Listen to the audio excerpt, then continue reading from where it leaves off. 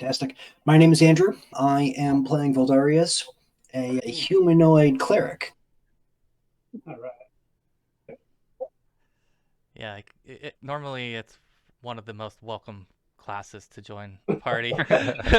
I'd say you chose really wisely, Andrew, on this one, for sure. So yeah, I'll go ahead and we'll get started. If everybody's good to go, everybody oriented and working, everything technically fine. Seems to be going well. Okay, all right.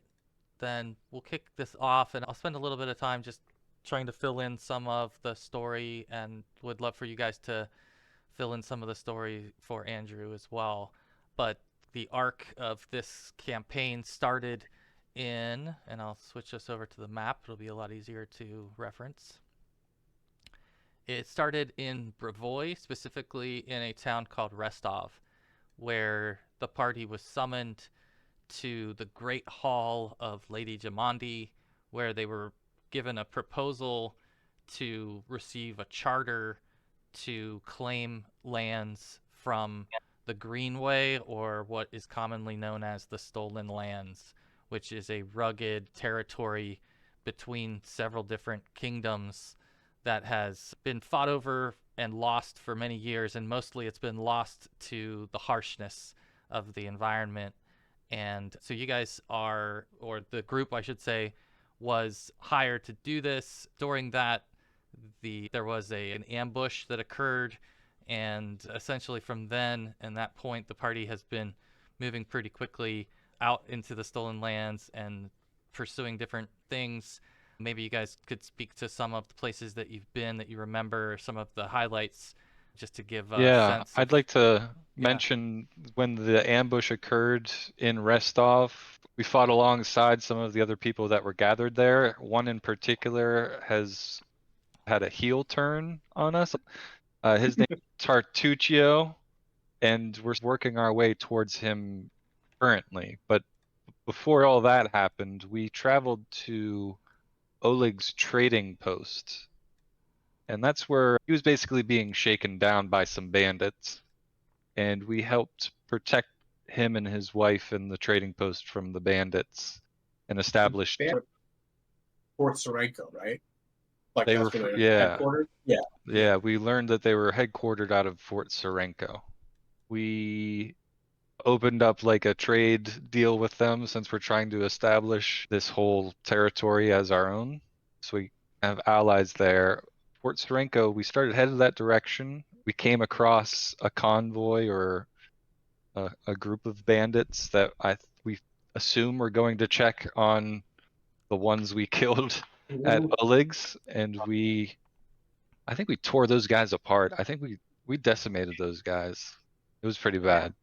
At this point, we had learned about the sycamore tree. I don't remember who told us about the sycamore tree. Was it Oleg? A lizard we encountered while we were traveling. That's right, the lizard folk. We came across a lizard folk who told us of a sycamore tree that was infested with a type of small humanoid called a mitflit. And the mitflits were real cruel creatures, and they had some kind of beef with this tribe of kobolds that were nearby. And as we were sorting that out, we learned that our potential arch nemesis from Restov, Tartuccio, was actually in command of the kobolds. And we recovered an idol that the mitflits had stolen from kobolds. And we were on the way to possibly return that, I think, in our last session. Yeah, we spent a lot of time coming up against mitflits and bandits, and part of our charter is to get rid of the bandits, like open season on the bandits and the mitflits. And ironically, the kobolds they seem to have kind of this, I don't know, maybe an alliance since Tartuccio is leading them, and we've got the idol, and the idea is to bring it back to the kobolds. I guess at the moment we're not considering kobolds to be enemies, but we'll see how that all washes out. Oh, that's true. We do have one kobold with us who was a hostage of the mitflits, and he was taking us in. I Hey, think in Roll20, there's a party journal, and so you can read that. Scott's been keeping that up to date for us, brings back notes so we can remember where we were from point to point. Yeah, and we've got somebody's scribing for us. Is that you, Joe, that's been scribing, or is that probably all of you have been pitching in a little? Yeah, I think mostly Scott's been doing that. Yeah. Okay. And then there is actually as well a cookbook, which, believe it or not, over time you will fill out and be able to add different recipes to the cookbook, which give you different benefits. One of the aspects of Kingmaker, and I've spoken to Andrew earlier this week to get everything prepared. One of the unique things about Kingmaker is the camping activities, and we'll get to that fun stuff eventually, and that's where the cookbook comes into play. But yeah, generally speaking, and we'll catch up to this scene in a moment, but I think generally speaking, it's known that there's this feud going on in this region between the kobolds and the mitflits, and they had stolen the kobold's idol, and the group recovered that just recently and had that in tow as they're heading towards the silver mine where the kobolds actually take residence, and they're hearing these rumors about Tartuccio and the kobolds and how he seems to be calling the shots, so to speak. And yeah, I think that's generally where we're at. I was going to bring everybody over to a different screen here in a second, but any questions or anything else anyone wants to add? I think the only other thing I would add is that we thought about maybe making him an ally because we have to go after Fort Serenko. And if we could get a bunch of kobolds go in with us, it could be absolute chaos. Perfect. All right, let me cut us over actually to then the cave entrance or the mine entrance, excuse me, where you guys would be huddled up. And this is really where I'm going to give Valerius an opportunity to make some decisions about how he wants to proceed. And so I sent you a little bit of your connection here, and to prompt you a little bit, Andrew, the setting here is actually, let me make sure you can see your token. You probably cannot. Yeah, it looks like it's not displaying your token for you. 1 second. Amy, can I do a medicine check on myself real quick? Sure. Assuming enough time has Yeah. passed. You guys would have had time to do so on the road if anyone else wants to do one. Are you able to control that, Andrew? Yes, I am. Okay, and you can see. So Yep, I see myself and I see the rest of the party down below.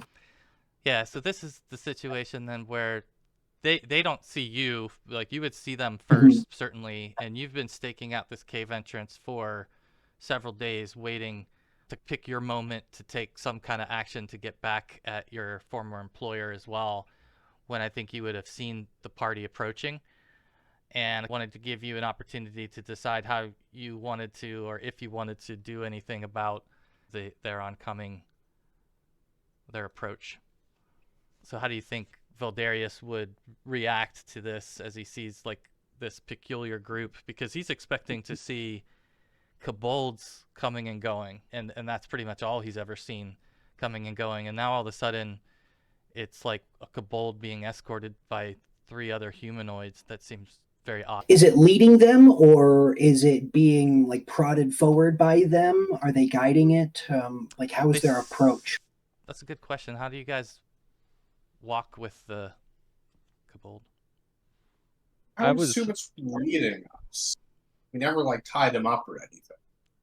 Yeah, I would say at the very least somebody's walking beside it or right close to it. If it's in the process of directing us exactly, where to step and stuff. Yeah, or gesturing. I'm not sure we share a language, but anyway. Yeah, not anymore. No, fortunately, yeah. So it looks like he's working in cooperation with them, that he's not necessarily being held against its will or holding them against theirs. Okay. I would probably try to skirt along the top of the ridge there if I could try to get closer, try to just get a better vantage, a closer vantage, so that way if I need to try to do something, I can, whether it's going to try to win me favor with any of the kobolds or with Sure. the newcomers. Yeah, so if you'd like to do a stealth check to try to move along the ridge, I think while he's doing that, guys, what was your plan specifically? Were you expecting that you would walk in and speak with the first kobold you saw and turn in the statue, or what's the play here, I guess, is what I'm curious about. Something you guys might be talking about while he's doing this. Didn't we talk about that we didn't want it necessarily to go through Tartuccio? We wanted to go directly to the king or whatever he is, the leader ourselves. And Tartuccio may be there, but we don't want to go through him. So somehow we've got to do a take us to your leader deal. I think that was, yeah, that's what happened is our lizard folk interpreter was leaving and we decided what's the last thing we need him to interpret for us. And it was that. It was that. Take us to your chief. Oh, that's right. Take us to chief. You can move, Andrew, wherever you'd like to move along the ridgeline. And I think, with that as well, if you'll do a perception check, and that's on the right-hand side of your sheet, on the right middle. And we can do perception checks to see if we see him. Yeah, I'm going to have you guys do those here as well. You want me to do a perception as well? Please. Yep. Okay. Wow. Okay, so it's interesting. So I would say as you're moving across the ridge line of Valdarius, you're looking down, keeping an eye in their general direction, but obviously trying to stay hidden. And as you do, your head comes into a small clearing, and when it does, there's like a strange kind of opening where you make eye contact with what seems to be one of the people standing over there. That's a gnome. And the gnome kind of returns your stare. For a moment, you both freeze in place. Yeah, just taken by the fact that you see this other person. And then you continue to stealth by and don't, maintain contact at that point. But it's been established, like, you've been seen. And so I'll let you guys decide how you want to play on that. Okay. I'm gonna remain quiet for the moment. I was seen, but they might have bigger issues, so I'm gonna let them. There's obviously 4 of them, including the kobold, so I'll see what their play is. I would think Rekla wouldn't be too worried about talking around the kobold since he doesn't speak our language and would just come right out and tell Dalit and Fenwarden that somebody's skulking up above the cave entrance. And not kobold. Yeah, I was going to say, maybe not skulking. Seem to have a normal kind of face-ish. Well, Fenwarden would want to resolve that before we go vaulting in to talk to the kobolds. We don't know if it's friend or foe, and whether they're going to help us or come in behind us and backstab us. So I think that becomes job 1, is to connect up with that individual. How do you guys want to make it known that you want to parlay? Do you care if the kobolds see us while we're doing that? What was that? Do we care if the kobolds see us while we're doing that? Good question. Right now, you suspect we can take the long way around. Yeah, right now you suspect that he's completely out of their view because he's above the cave entrance, and so that you guys, yes, would potentially be seen from the cave entrance direction anyhow, which is where you've been focused. Oh, yeah. You've been focused on the cave entrance, and that's why you didn't all notice him. We could just motion to him to come to us. I'm curious. I'm just curious. What's the motion? I'm just curious. What is the? It would be like waving them down there. Is Fenwarden gonna do that? Wave him down. I think Fenwarden could try a charisma check to see how convincing his wave is, how welcoming his wave is. Try to motion it. Hey, you come over here. Let's talk. Like maybe maybe he interprets it to be something aggressive, or it could be. Yeah. Did you just give me an obscene gesture? Oh no. Oh. Let's see. Oh, that wasn't a roll. Shaking I think his fist at me. I think he just flicked you off. I don't know what you did to him, but he. Ability modifier. Yeah. No, that didn't work. That was my modifier, actually. I don't know how I do a charisma roll. Oh, yeah. You should just be able to hit charisma. It rolled a d20. It looks like it rolled a d20. I guess it did. Okay. Yeah, I got a 2 on a d20 with no bonuses. So, yeah, that didn't work well. So. Any other ideas from the party? I'm just testing this roll. Okay, yeah. Yeah, you actually have a modifier on yours. Yeah, that's what I was looking at. Do we have anything that would be fun to signal with? That's a good question. Got all kinds of loot. Don't have a. Huh? We don't know if it's a bandit. We could signal with a crossbow bolt. Oh. I think with your perception check, Scott, you didn't suspect immediately that it was. Yeah, it didn't look like the bandits. Probably wasn't wearing the dark robes or the stag. The stag No, it's amulet. very Yeah. bright robes. Definitely Bright not robes. designed for skulking. Really actually stands out a little bit as this guy's probably pretty bad at this. Yeah, you're thinking, why is he even trying to hide? Okay, so maybe Rekla will just talk to the group, but accidentally loud enough for somebody up in the bushes to hear. And we'll just be like, While he's doing that, I'm just gonna watch the cave entrance. All right. just be like, goodness, I don't even know what to say. Boy, I think it'd be nice if there were just somebody to watch this entrance for us while we go in and talk to the chief, just in case something crazy comes in after all these kobolds. So yeah, I think Valdarius, you would be hearing that he's being intentional about that. I think at that point you might realize that they're trying to be diplomatic, right? So maybe Scott, you want to do a diplomacy roll? Yeah. And we'll see how Valdarius would perceive this. Okay. So I think you would have been at least convincing to most. All right. Yeah, if it seems like they are coming in for not immediately violent purposes, then I would be inclined to see what's what, maybe finish making my way. Does it lower down on the other side of the cave closer to where they are? Would I be able to get down on that side, or would I have to go back the way I came up? Could go around. You can go around so that you wouldn't have to cross over the front side of it. So you could certainly, traverse that and meet up with them behind their outcropping where they're at. So Valdarius is going to walk over to them. He might have lost his connection. Okay. Yeah, Can you hear me now? Wheel Yeah, we hear you. Oh, Not sure what just happened. Everything just cycled. Could have been. Roll20 does a lot of craziness. I know you use it a lot, but it seems to always rear its head on us. But here, I'll move Valdarius down there. And I think Joe and Jamie's images are always on a lag for me. so. I'll move Valdarius down there. I think as you approach them, maybe guys, you could introduce your character a little bit, like what he would see when he sees your character over here. If you want to describe maybe you start, Scott. So Rekla is average size male gnome. His hair is. I like how you started with average size, and then you're like gnome. He's not a fat gnome or a skinny gnome. But, He's just a gnome. But it's good. But yeah, he's got purple streaks in his hair, and there's something just a little otherworldly about him. Just like a hint here and there, like the way his eyes glisten. Maybe there's a few extra sparkles in there.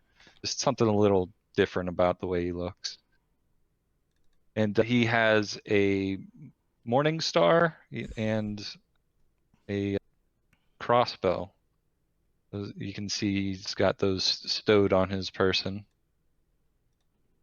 And he's got a nice little mustache. All right, how about Fenwarden? Fenwarden's up there, yeah. So Fenwarden is an elf. He's got several bows within easy reach, and also a longsword, but longsword looks to be less used and less available. He is wearing some chainmail, and he's obviously a ranger. He's proud of that, and so he's like the leather workings and that sort of thing on him are all carved with images of and acorns and this sort of thing. He's an elf. I forgot. Yes. Yeah. All right, Dalit. Dalit is a young human male in hide armor with some gauntlets on and a short sword on his side and a Dari dueling sword, I believe. He has a bow, but it's currently useless because I am out of arrows. And just has a glint in his eye that'll be crushed by the world. All right, how about Valdarius? All right. Yeah, he comes over. He's got some cleric vestments on, a cowl, stole, a heavy robe. that's very white, impeccable even for being out in the wilderness. There's a lot of brasswork stitched and sewn through it. There is a holy symbol on each shoulder. Might be familiar with, but it's a bit of an obscure deity. He has a light hammer at his hip, and his arms are held out to the side in a "I'm not dangerous" sort of stance as he's approaching. He looks, for all intents and purposes, human. There might be some mixed ancestry in him. Might be half human, something else, but looks, for all intents and purposes, mostly primarily human. Yeah, and I think that notably he would look similarly weathered to the group, that he's been out in the elements for a Yeah. little while, just like you all have. So you could tell that he's been surviving for a while and potentially on his own, which I think you guys would be impressed by, just knowing all the different pitfalls that you've run into, and yet here he is by himself. Yeah, so what will Valdarius say as he approaches to the party? You found the cave, then? We're here to make some new friends, are we? He nods ahead to the little kobold, and in Draconic, he says, "Hail and met, little friend." I think the kobold would be taken back because he's not encountered Draconic from a non-kobold before, and I think he would almost be at a loss for words for a moment and say, "Fine day to you, sir." Ah, yes, we are here, in fact, in the hopes of making allies. And Good. in times like these, I think all the allies you can get, the better. Yes, I very much agree. There's definitely many reasons to have more allies than not. My name is Rekla. These two fine gentlemen. And I have set forth to speak with the chief of this tribe. The Kobold Chief, if I may clarify. Yes, you seem to speak their language. Are you familiar with them? In passing, I've had minor encounters before of mostly civil natures, but yes, no, kobolds seem to be decent folk, and much as any of the rest of us. They have their moments, but certainly no problems there. Oh, forgive me, my name is Voldarius. It is a pleasure to meet you out here in this most inhospitable land. Yes, that's the nice thing about making new friends. There's hospitality to be gained. Yes, and I could certainly use a little bit of that at this point. Forgive my appearance, and he brushes off some dust that really doesn't seem to be present on his cloak. I think the kobold would, after a few moments of you speaking and he's watching you, it's dawning on him. He's curious, and he gets up the nerve to ask you a question and says, "Why here? Why this cave?" And he's speaking Draconic, yes? Yes. Okay, yeah. And then in Draconic, we'll respond to him. Ah, yes, it's an excellent question. I have a very good reason for being here at this particular cave. I'm looking for, and he kind of, his countenance sort of darkens for a moment, an acquaintance of mine, you might say. Gnome fellow. Not this one, different one. We got separated a while back, and I'm dearly looking forward to meeting him again. Oh, I see. Well, maybe we'll find him along the way. Excellent. He looks around at the rest of the party. Is there any sort of recognition that he is, with what he's saying as he speaks in this other language? You don't No. get the sense that they are registering what you guys are discussing. Uh, It is almost like, yeah, when you find yourself in that situation, you could nod or something to where someone might think you know what they're talking about. So unless one of you are doing that, I think he would know. I'll do a perception check to see if I even can like get the tone of the conversation. Okay, sure. I think that's interesting. Yeah, I think you would probably get the sense that they're not conspiring against you. The tone doesn't give you that kind of sense, almost as if they're just having a normal discussion. So I think you wouldn't feel any risk about what their tone.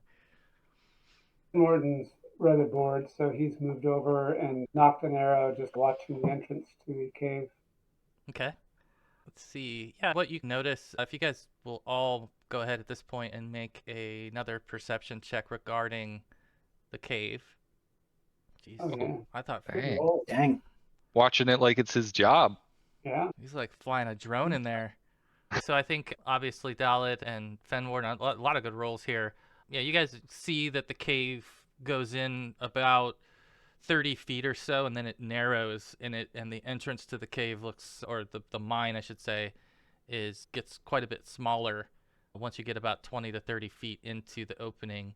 And in the opening, from what you can see, it looks clear.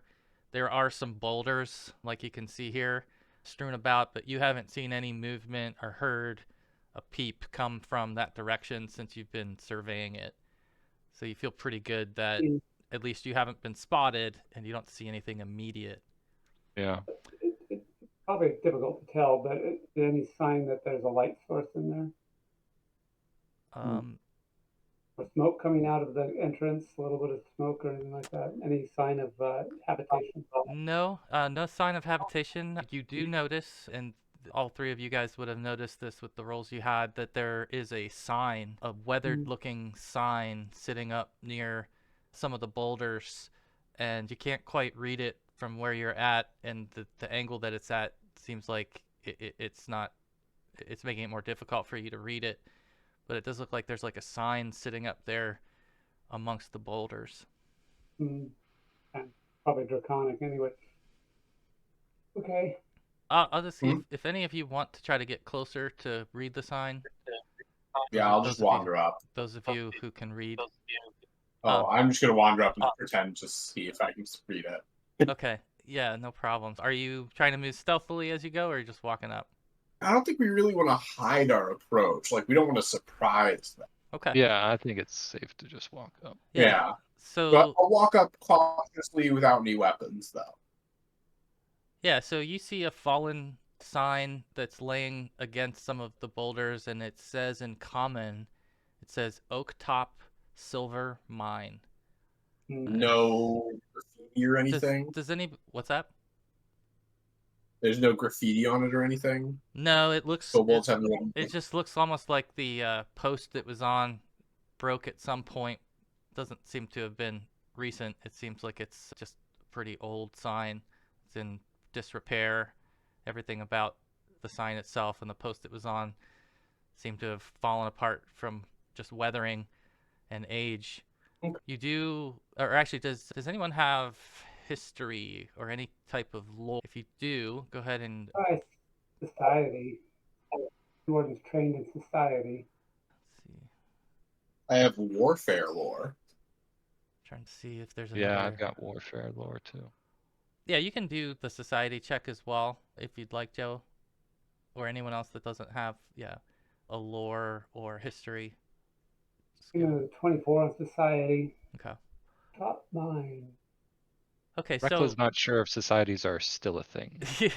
some concept that he's never grasped.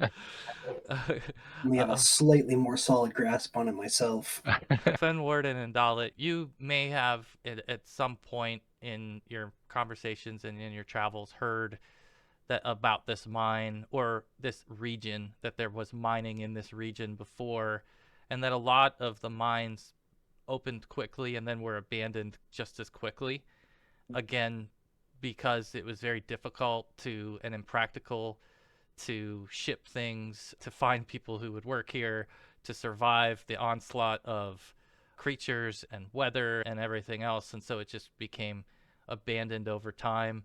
And let's see, as you get, for those of you that might be getting close enough to read the sign, at that point you notice that where the cave closes in and it reaches an entrance point, and there's what you can see now through the shadows, since you're closer, is an iron gate that's sitting blocking the doorway.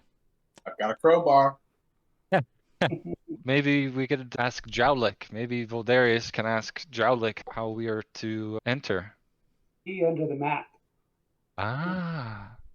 Yeah, is that what you'd like to do? Ask him? I yeah, think so. Everyone's moved on up. We started closing in. All right. Then look up from having a small, irrelevant conversation with the kobold, and it seems that we're being left behind. Let's suppose we should catch up then, shall we? Oh yes, Make let's my go. way up. Yes, and he'll head up with you, side by side there. Let me just double check something. All right, yeah. Again, I think you guys are getting closer, and you look up and you see this gate. At this point, I think you'll know that you'll have to deal with the gate when you get there. You're asking if you ask the kobold, he will inform you that the guard has it. The guard carries it. Knockpick. Okay, where's the guard? Where would our friend Knockpick be? You just have to call for him. He's inside. Makes sense. Friends, seems we can go ahead and get in if we call upon the guard. Oh, we should do that. Yeah, Voldaris will move up as well, and in Draconic, call out, "Greetings, Knockpick. If you could let us come to the gate to let us in, perhaps, for meetings, acquaintances." How far away are you guys when you're calling out from the gate, do you think? How far back is the gate from the entrance? It's Is it, about right 30 there? feet. No, it's about 30 Okay. feet in. It I don't narrows. think we should be. I don't think we should be like right next to the gate. I don't want to appear to be. So you want to be outside of the cave, but calling towards. Yeah. Okay. Speaking up, so respecting their space and also leaving it open behind us. Yeah.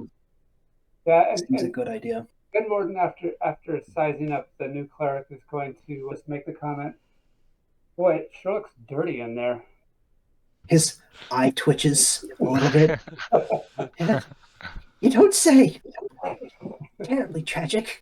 I bet they've been cleaned forever. Filthy. Valdarius, you were calling out if you would do a. Let's have you do a diplomacy check, please. All right. And you're calling out for Knockpick. He starts. Yep. You hear some noise coming from the other side of the gate shortly after you call out. For those of you that are also standing near Valdarius, go ahead and roll perception checks. A lot of meh.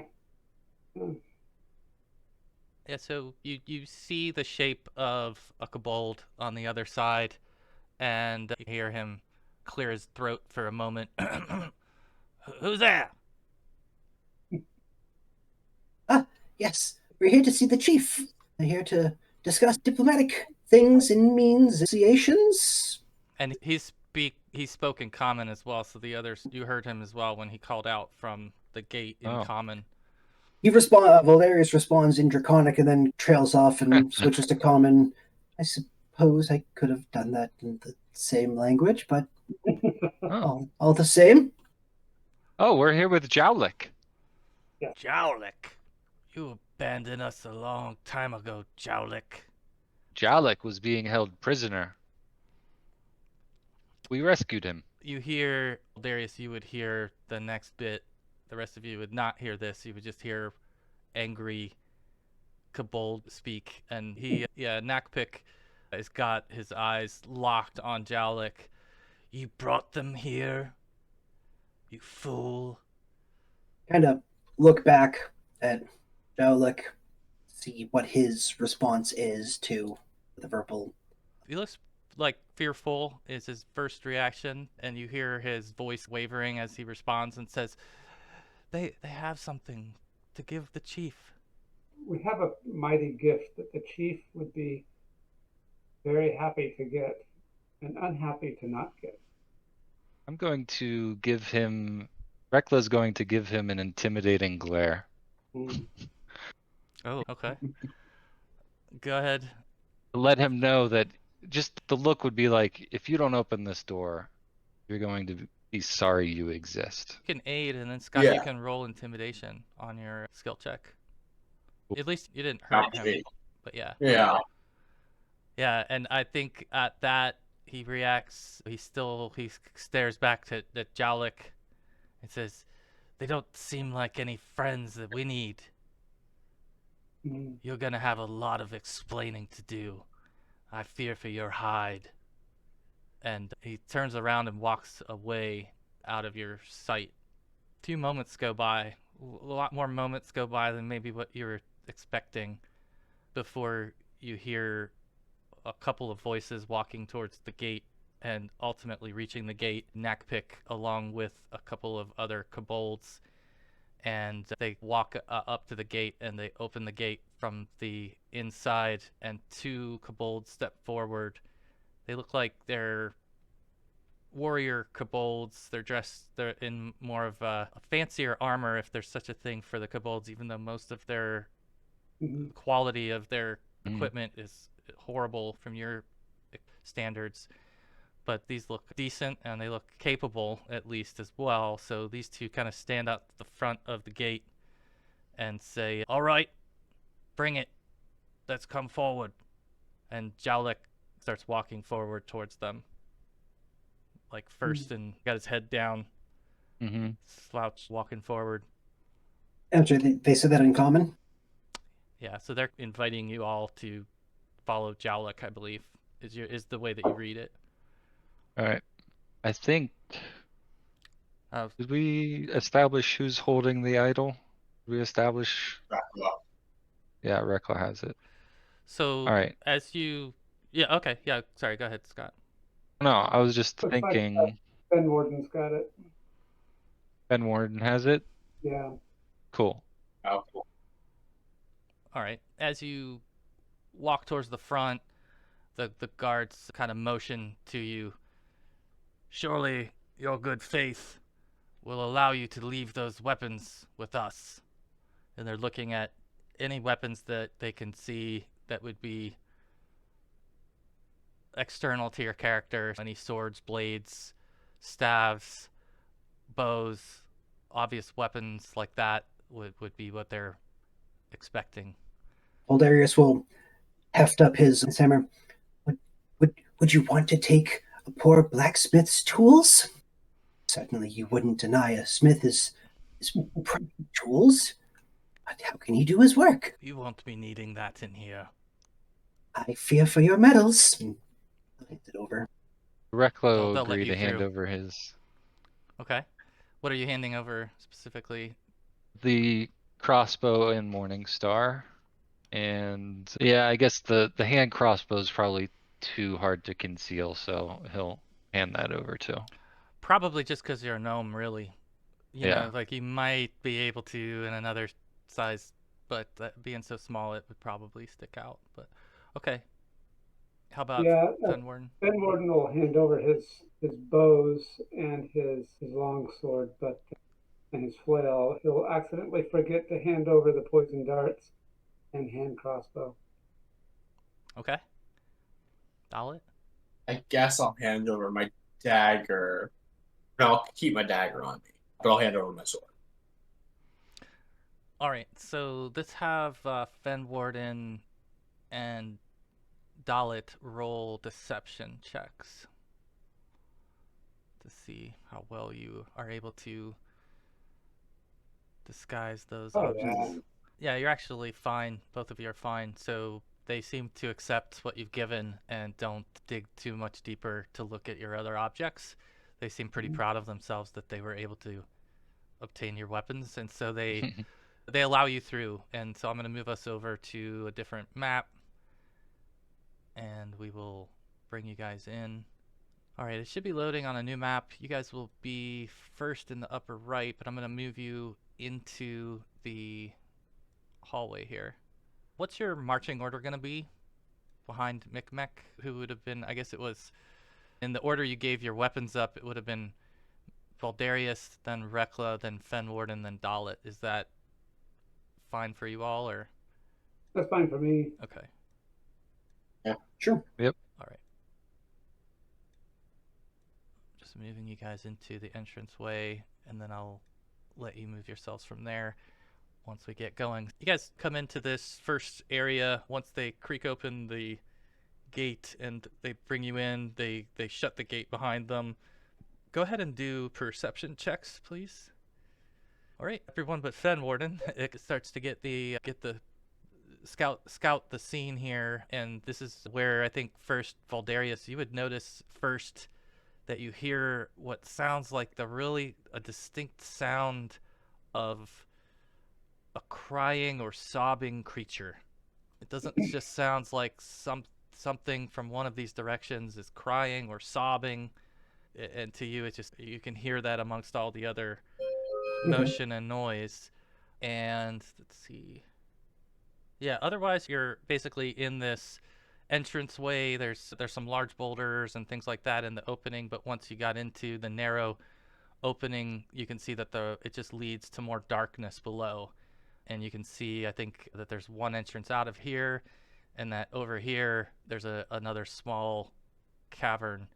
Sound that you heard, Valdarius, was coming from that direction, from around this bend, but as you're following Micmac at this point, who's following one of the guard that answered the gate, the other two are behind you all, expecting you to follow.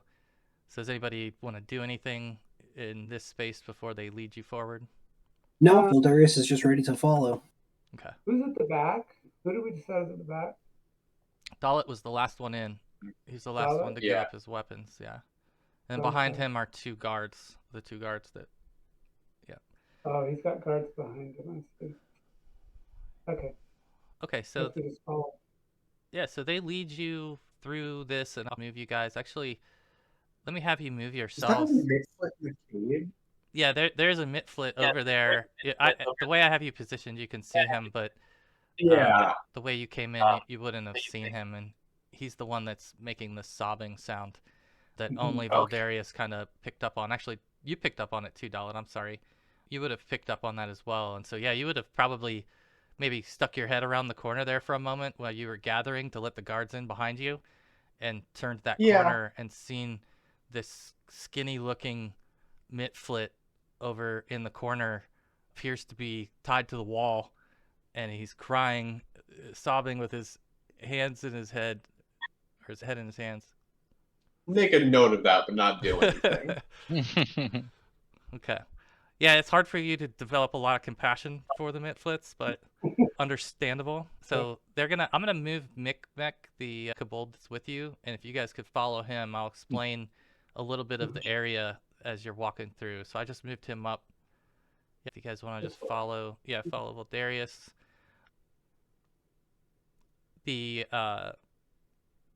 So we have here, this is an alcove that you cross by, and that, again, the tunnels are getting pretty small. In fact, I would think that probably Dalit and Fenwarden are having, and Valdarius are having a little bit of difficulty at this point. It's starting to become, your awareness has to be pretty high to make sure that you're fitting yourself in and getting through the walkway. It's definitely not sized for you all. And in this room, there's this alcove, and it seems like there's a bunch of writing on the walls in here, just spread on the walls, maybe painted by hand on the walls, different writing in this room as you're passing through. You see a couple of scouts also hanging out in this area. If possible, I'd like to try to discern what is written on the wall. Yeah, so let's see, guess we'll do probably just a perception check. Very nice. So number one, I think it occurs to you that the writing on the wall is certainly blood. Okay. It's definitely blood. It seems as if it was written by the hands of the kobolds. And some of what you can ascertain that they've written here seems to be some of their lore, talking about their chief. Okay. And it seems like over time that there have been several chiefs, and that the current chief has, as it proclaims, there's some like commentary about the chief having given his power away. And so that's what you're reading. It almost looks graffiti, the way that it's just strewn about in the room, and there's just different phrases and things like that, but you're piecing together this sort of short story. Yeah, all right, fantastic, thanks. So you guys, go ahead. they do? What do they do with the weapons that we gave them? Are they carrying them, or do they leave them behind? You see the guards carrying them behind you. So Okay. they're walking behind you and carrying all your weapons on them. They're pretty encumbered then. Oh yeah, they Yeah, I look. can They see look. their arms just like this, and they're all like. Just bundles of weapons walking That's along. You can't even true. really see the kobolds holding them. They have to divide those up. All right, so then they lead you through further, all the way down to this area here. If you guys want to move down to there.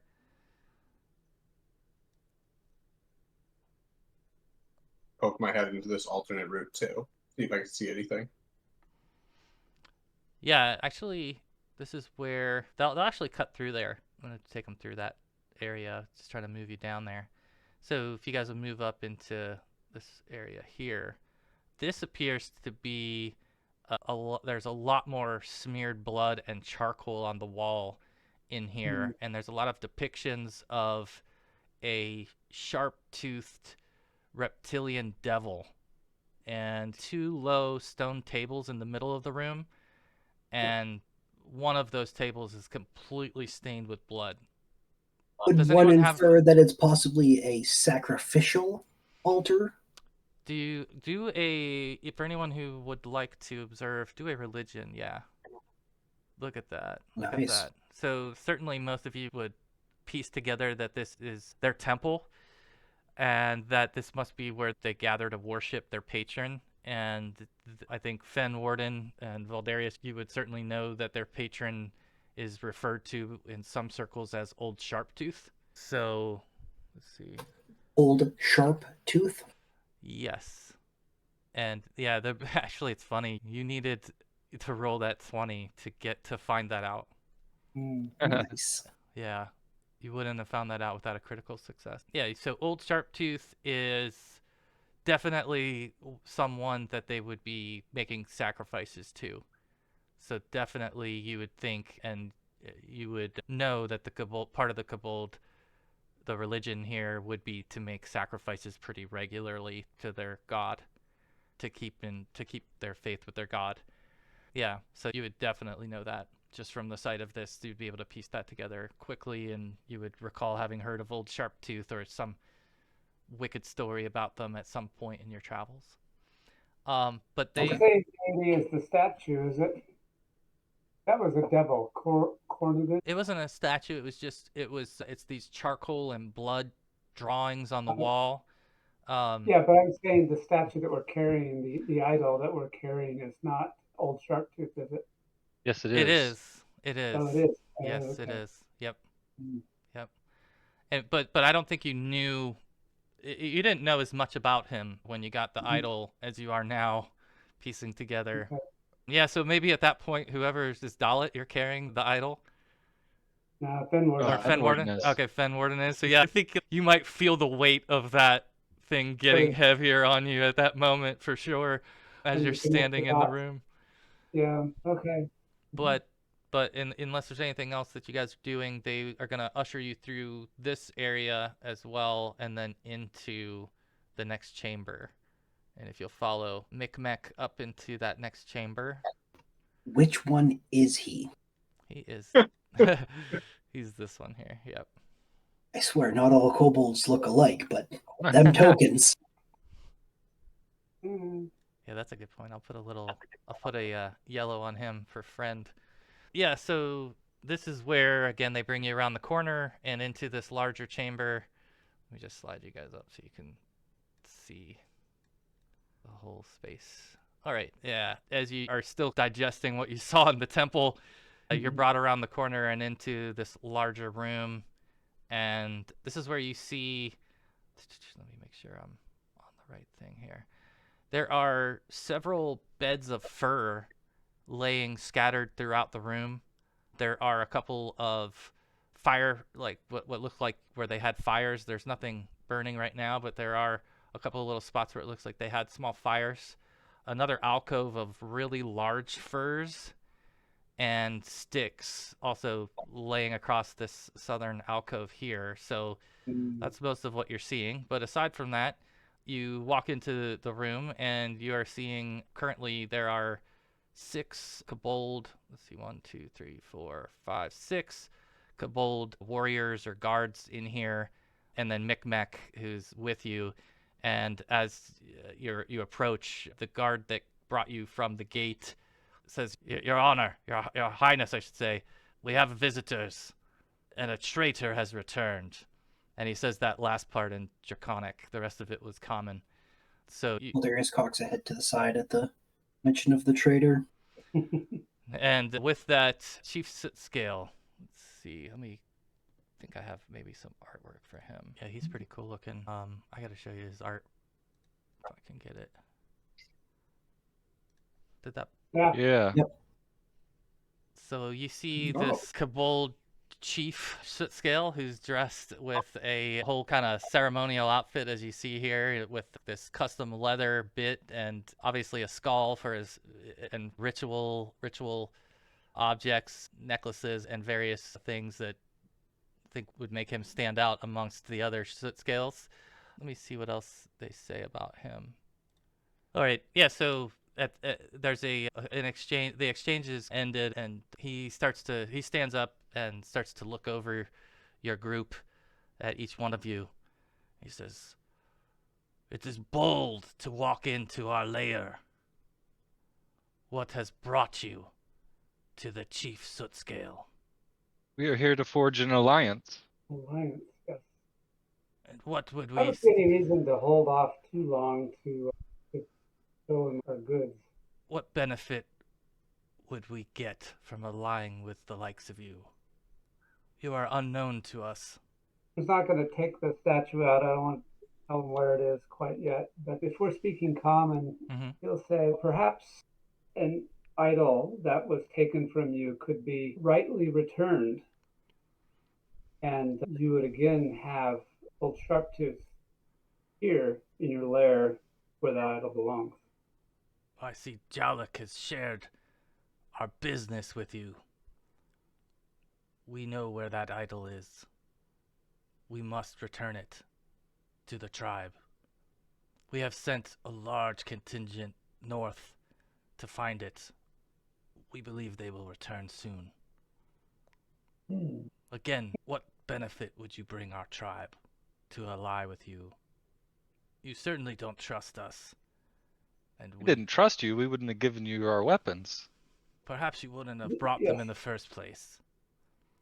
Now, who goes around without their weapons? Darius kind of looks at the group who is now without their weapons. Pointedly doesn't say anything. Perhaps your contingent that's gone to retrieve your idol, perhaps they're looking in the wrong place. And in fact, we know the right place.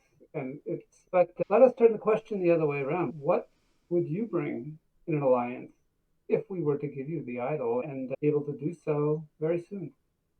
One of the guards that's standing in the room steps forward next to the chief, and he says in Draconic, "They could be valuable prisoners, Your Highness. We could find some value from them." And obviously taking no notice that any of you would have understood him, he steps back as the chief kind of sits there for a moment, pausing, waiting to respond to you, and he ultimately says, "If you know where the idol is, and you can return it, then yes, we may ally with you, but it is not up to me." Who makes that decision? I will urge our new leader towards the best thing to benefit our tribe. And currently, I know not what to advise him, because you have given us nothing but words. Your new leader, the new chief, is he here? Actually, do a charisma check on that. This is in common, I assume, as well, right? Yeah, that was in common. Just flat charisma or like diplomacy? Diplomacy, yeah. Yeah, I think then the question comes across as harmless enough that he will answer you. And Idle curiosity, more than anything, for sure. Tartuk is here. Oh, and they lead the the clans now? Tartuk guides the clan. I am the leader. I am the Yes, I- chief. He'll bow his head down, a sign of deference. Oh, a chief who doesn't know where his holy idol is. Okay, Fenwarden will wrap it up by saying, we do know where the holy idol is. We know that we could get it for you, and we know that there's no cost to you if we're wrong. The only cost would be if you are not interested. If your leader is not interested, then the cost is you've lost the idol. Try a diplomacy check, Van Warden. Yeah, I think as you're laying this out for him, he's just shaking his head no. Just immediately shaking his head no, like, too many words. Tartuk is not about the words. Yes, that's true. I grow tired of your audience. Mm-hmm. If we could talk to Tartuk, we might be able to convince him with our work. Perhaps. Make a diplomacy check, Dalit. Yeah, that was a bit of a last chance. By the way, everybody does have a hero point.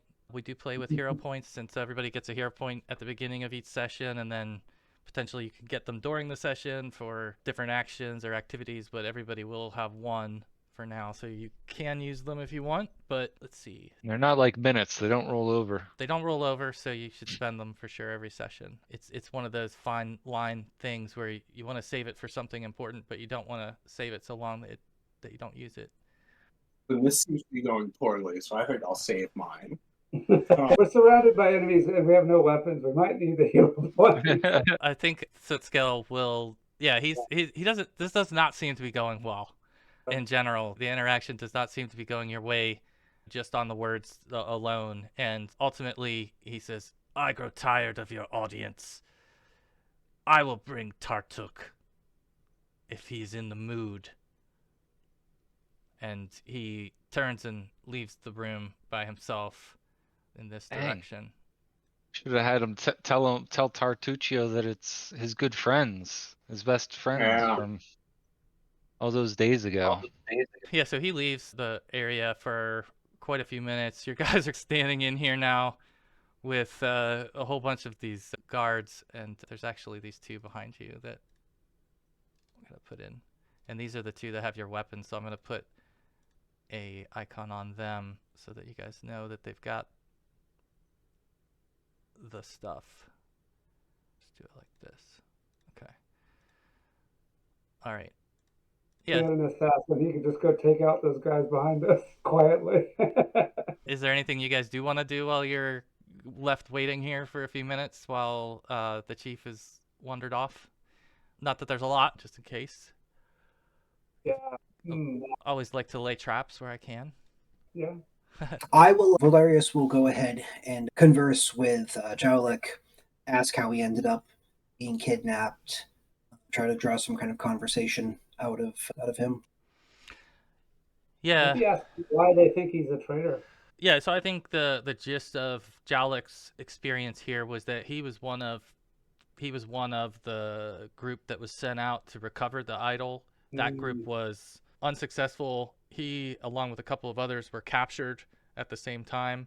He survived, and he was found by you all. And so I think the general sense that the kobolds get when someone fails is that they are a traitor, and that sort of harsh response seems like a part of their culture. And so that's what you're reading into it, is the fact that he's failed the chief and he's failed the tribe and he's therefore a traitor. Whether it's any fault of his own or not doesn't seem to be considered. And he, again, I think one of the things that he would fill you in on that the others would have already known was that they shared with him that they found the idol.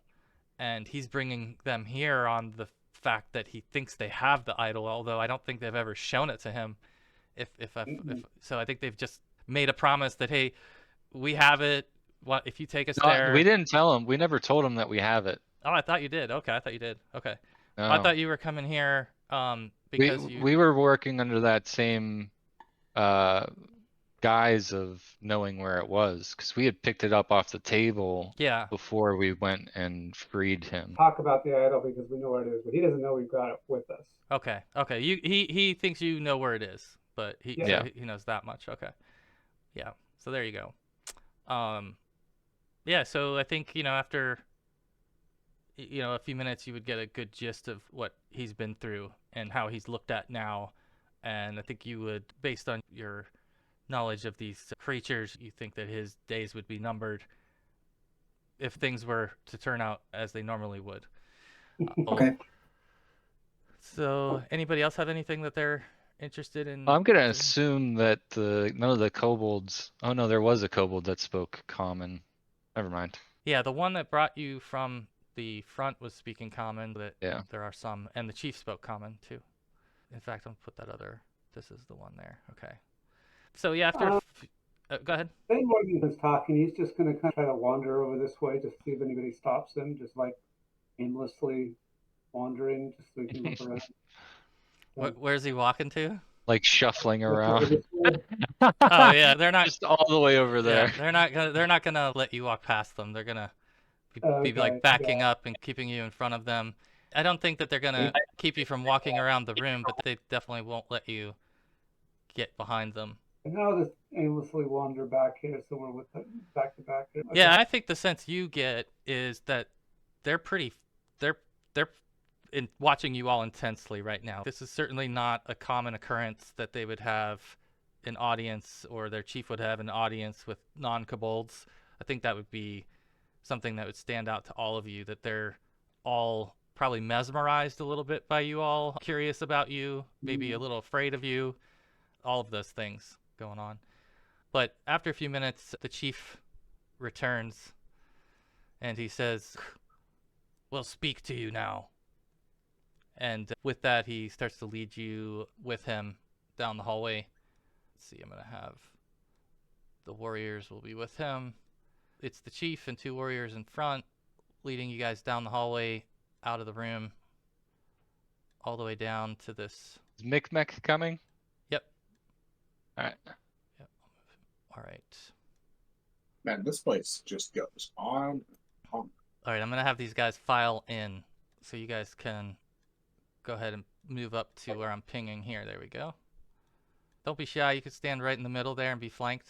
Yeah, no, I'm good with that too. I'm gonna let someone else who's coming in here for announced and stated reasons take the lead. Perhaps your most diplomatic. I'm watching for one of the ones that are carrying our weapons are going to be seen.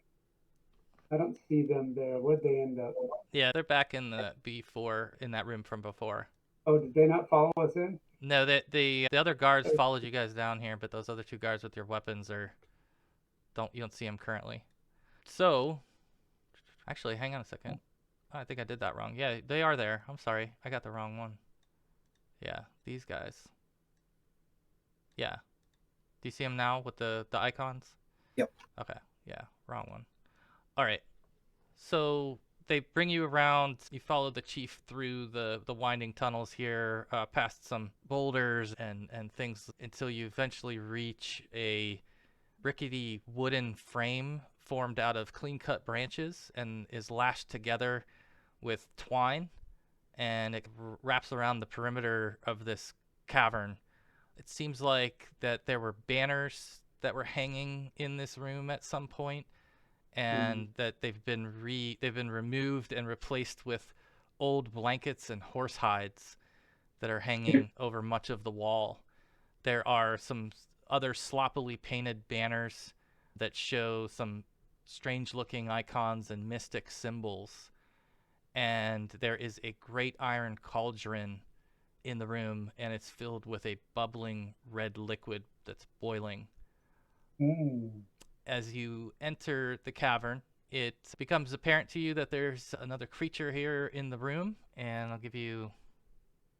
Let's see. Yeah, so when you enter the room, the chief walks up to the side of what looks like another kobold who's dressed in purple garb, and he bows. The chief actually bows to this person and says, "I have brought them to you, as you have asked."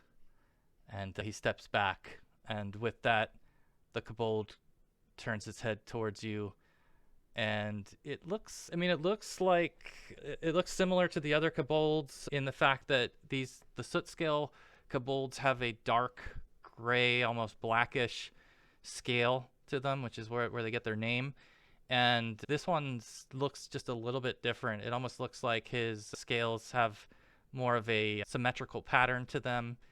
So there's just something about him that just looks a little different. He's the odd purple kobold. Yeah. he's the other Yeah. kobold. Yeah, but Is he familiar to me? Have I seen this kobold before?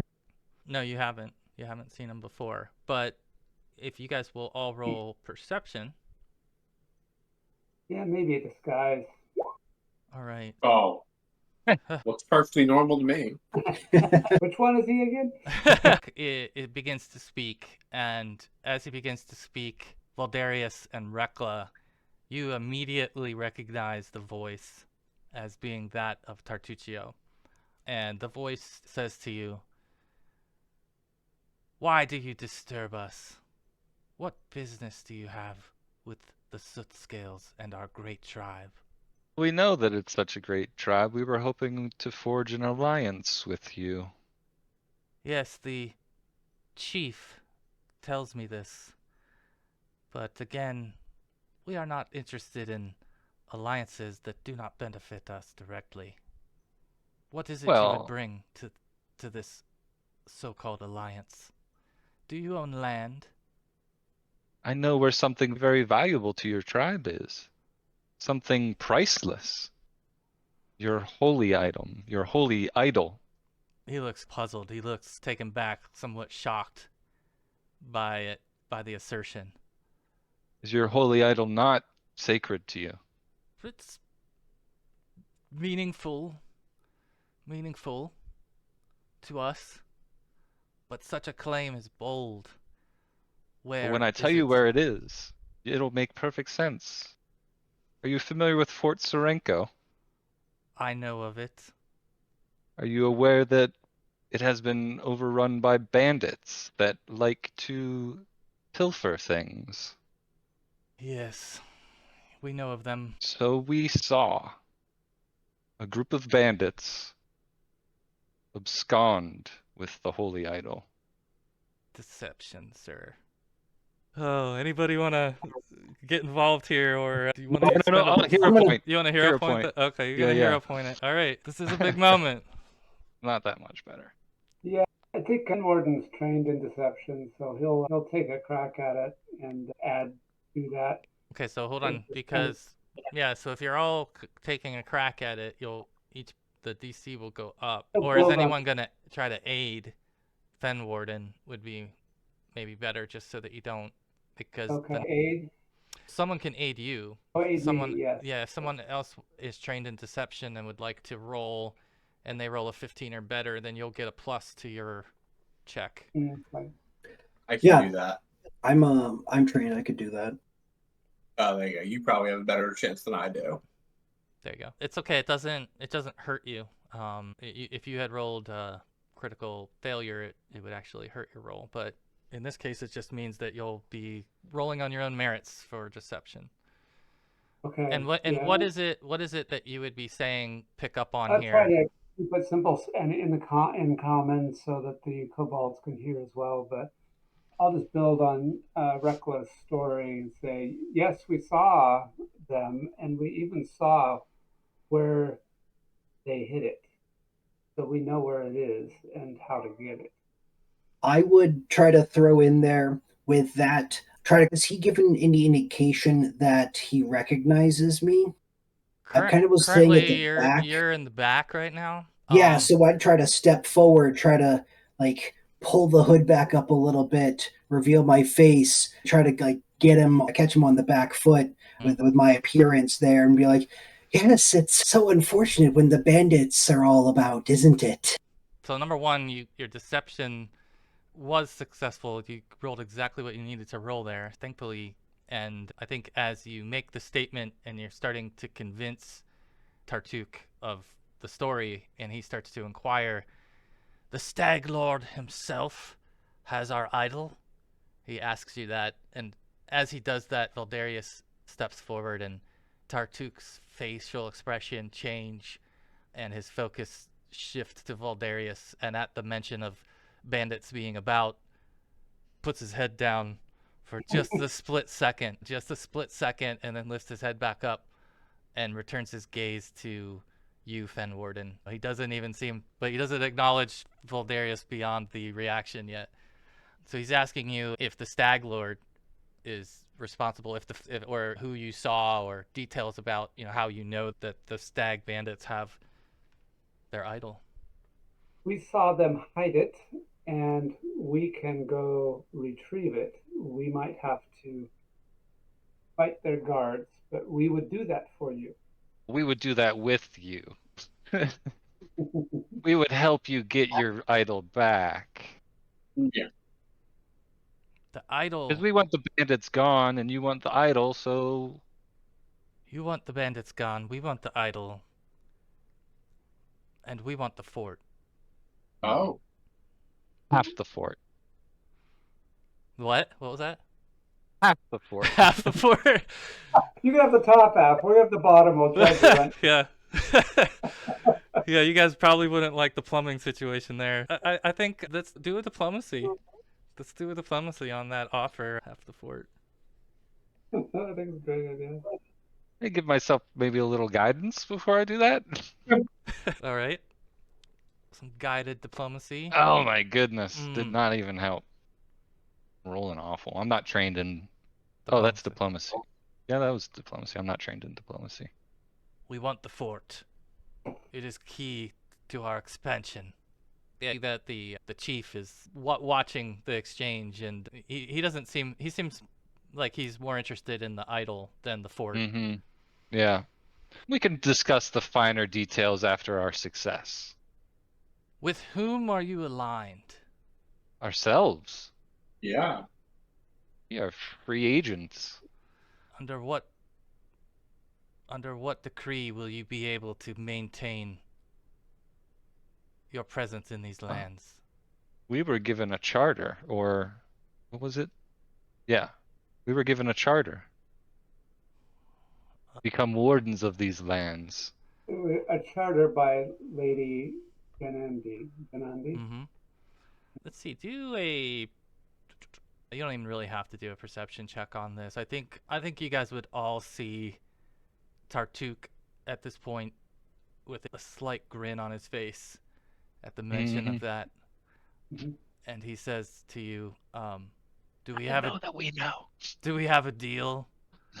We will help kill the bandits in exchange for the fort and the idol. I mean... Do we care? I don't care about the fort. The fort wasn't something we needed. Yeah. Think about its location on the road. Let me confer with my colleagues. It's a pretty... This is like Shark Tank. Vital trait route spot. Yeah. And we can't just hand it over to Tartuccio. Now, the kobolds don't care, and we can spill the beans whenever we want and hope that'll be enough to get him to lose control of the fort. But so we could just hold our ace in the hole is knowing that's Tartuccio. Yeah. Good. Because the only other thing we'd have, if we had a garrison we could leave behind, then we could share the fort or something like that. But imagine any kind of deal that we can make that would give us access to the fort once they're in it. I think we need to separate Tartuccio from the chief and see if we can convince the chief to take over the fort, and maybe we can eliminate Tartuccio or otherwise dispense of him, get him interested in something else. So I think this would be a good spot to take a quick mid-session break. So we always like to do a quick 5-minute or whatever break mid-session, and that'll give you guys a second to chew on this, and when we come back we'll figure out how you want to proceed. Okay. All right, we'll be right back. Okay. All right, thanks. Cool. How are things going, Ben? Going all right. How's Scott? No. He's good as far as I know. I haven't talked to him recently, but last I heard he was doing well and was enough that he was grumpy about how long the whole recovery would take. Yeah, that's like you go through all those phases of it, right? Where you're scared and then you're Yeah. mad and you know, like, yeah, that's tough. Yeah. Yeah, and he's consciously trying to take it slowly since he doesn't want to have to do this again. So it's a whole thing. But I haven't heard anything bad. Good. Yeah. Good, man. Just plugging along, surviving. I've got my own situation with surgery I'm having to decide on, which is my knee. Thankfully not as serious as his, but I might have to get my kneecap replaced. So we'll see if I'll very likely have to do that in the next month or so. Okay. Yeah, my kneecap is But just worn out to the point that it's causing all this inflammation in my knee, and I can't do much with my leg, and it's just deteriorated. So But like the rest of the joint's fine? no, it's stiff and it's completely inflamed, and I've got like shooting pain going up and down from my knee. So Oh. I've had to get cortisone injection and all of that stuff, and he basically said, look, you're very likely the best thing for you will be to replace your patella, which is your kneecap, the lower part of your kneecap. It's like the very bottom of your kneecap. Sounds like a lot of fun, right? So that's why I've been going through every other option before I commit to that, because it's like probably 2 to 4 weeks, he said, of where you'd be recovering. It's an outpatient surgery, but he said, it'll be like 2 to 4 weeks before you're able to get back to doing certain things, and then probably like closer to 6 months before you can return to playing hockey, for example, or go hiking or something like that. Yeah, so that's weighing into my decision, is that timeline of how long it's going to take to recover. But yeah, we were just talking about Scott, who just had his surgery, and he's switched from the fearful state to the angry state because now he knows how long the recovery takes. So yeah, he's living it. But Probably knows more than I do at this point. Is Scott back? Oh yeah, I'm back. Okay. All right, cool. Yeah, I don't see you. That's the only reason why I didn't. But all right, so we'll bring you guys back into the scene here with Tartuk, who you have made a proposal to, and I think you guys are deciding amongst yourself before you get back to him on whether or not you accept his deal, or maybe if you want to make a counteroffer or whatever it might be. Yeah, I don't know. What do you all think? Do we just agree to it to see if we can pull it out and actually take over the fort? Kobolds, are they lawful, honorable? So if they make a vow, can they be trusted? Or are they totally just chaotic in nature? Anybody know? Do I know? They seem greedy and a little chaotic. Yeah. I would say seeing if we'll let them have the fort and try to guarantee ourselves safe passage. That's exactly what I was thinking. I don't feel like we've got a lot of options. We can ask for that. They may not give it to us later, but we can make that here in front of his people. Ask for his honor.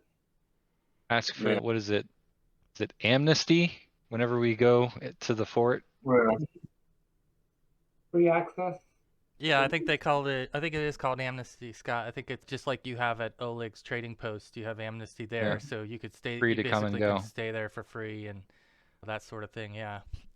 So, is that you guys tell me whenever you agree and who wants to approach?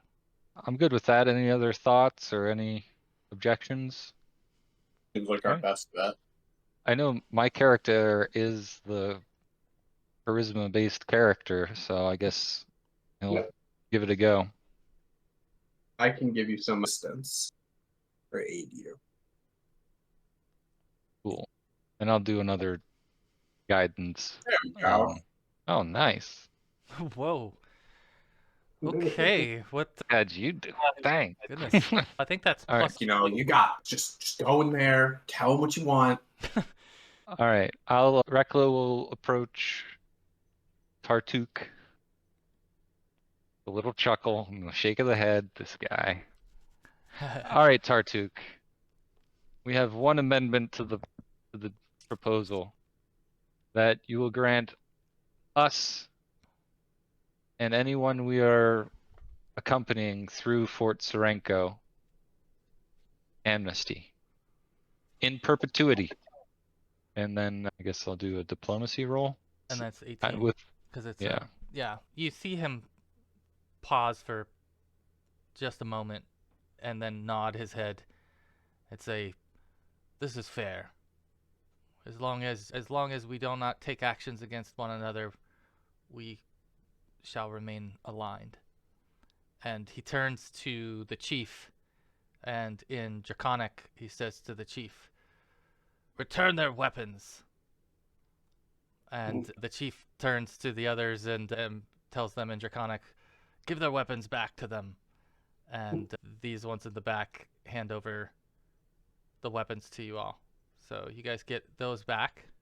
Let's see, Tartuk tells the chief, "You may leave."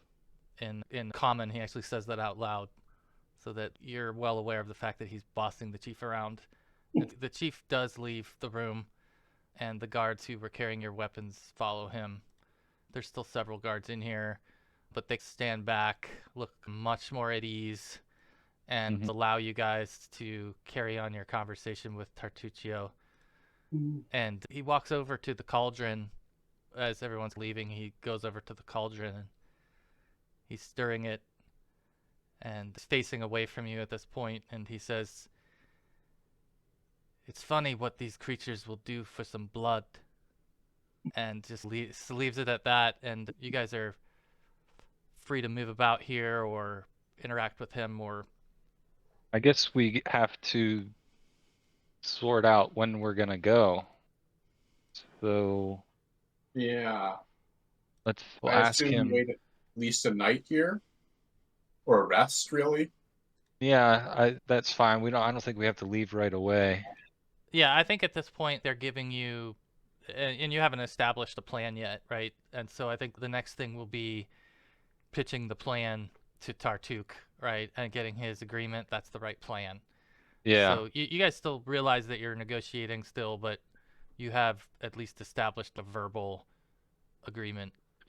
All right, so we don't really have any intel on the fort Mm-mm. because I don't think we ever got an eyesight of it, did we? No, we avoided it completely. Yeah. Does he know anything about it? Who's in it? Tartuk? Yeah. Yeah, if you're asking him who's in it, though, he might look a little bit confused that he thought you knew who was in it. Well, we just want to make sure that our information matches your information. Okay. It's the Stag Lord's keep. Ah. It's the Stag Lord's keep. It's his base of operations, and he's taken it over. Do you know how many gates there are? How many entrances? I don't remember that. I think I don't recall exactly, and I just know of the one, but I don't know. There could be more, but there's just the one that I've seen. Yeah, we've only seen the one too, so dang. Let's see. Actually, roll a deception because I do want. He's sneaky, so like he's suspicious all the time. I mean, I get it. I just because this would be curious to see, even if you guys have already reached this point with him. Oh my goodness. All right. So maybe, yeah, there just might be parts of your story that he's maybe suspicious of, but he's not. It doesn't change anything at this point as far as how he's reacted. But I think he looks up at you all and, with his own deception, asks you, how did you get here? Where have you been? And he's looking around like he's asking all of you, but he's kind of glaring a little bit more at Voldarius. Yes, it's the most interesting story. Finding yourself coming to after a bandit attack, being all alone in the wilderness. Very exciting times. You must harbor a lot of resentment towards these bandits. Oh, yes.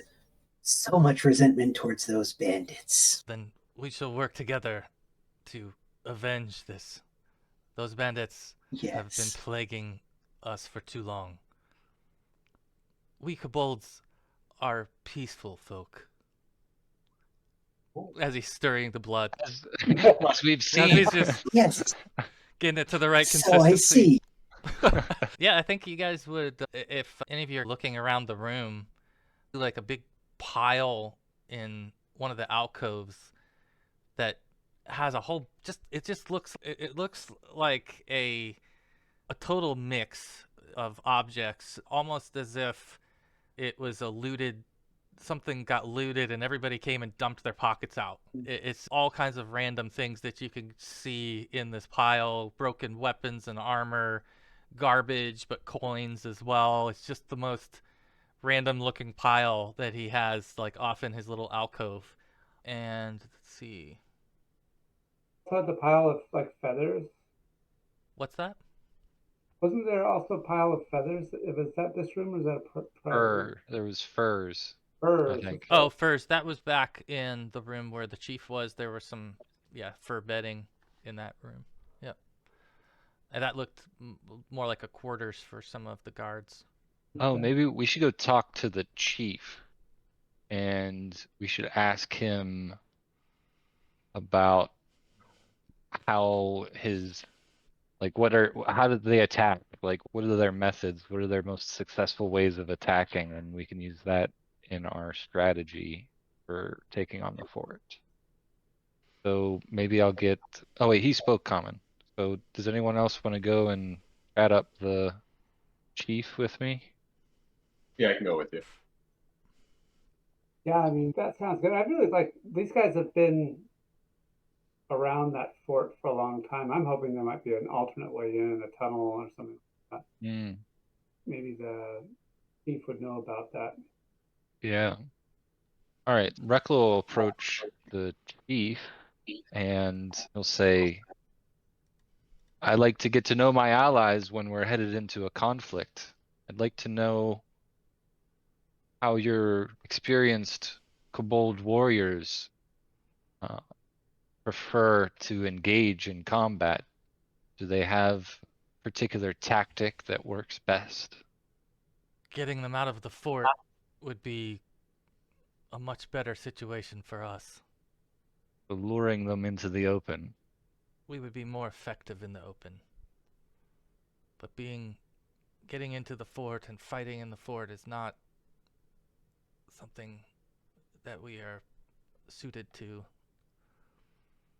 You know of how many ways into the fort there are? Some of our tribe have been there. I know one has seen it with their own eyes. He turns over and looks at actually one of the warriors who's in here and makes eye contact with them and asks him in Draconic a question, and he nods his head and steps forward. And so he says he has been there. He has been to the fort. He knows it better than the rest. What is your question? How many ways are you aware of to get into the fort? Let's see. Just give me a second here. I gotta find my fort stuff. So while I'm looking that up, one of the things he can tell you before he gets to that is that there is a camp, a river camp, where you'll find the bandits who are watching the perimeter of the fort. And they will, if detected, they will both ambush but also alert the fort of oncomers. Gotcha.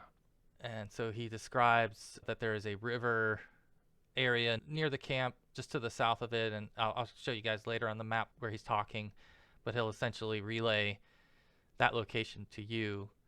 And he will tell you also that the bandits speak their own tongue, and that there are some phrases that they use, and that one of the phrases that he overheard them saying was, and I'm actually gonna paste this in, but this was the question, actually, is what he heard them ask. By the bloody bones of St. Gilmorg, who wants to know?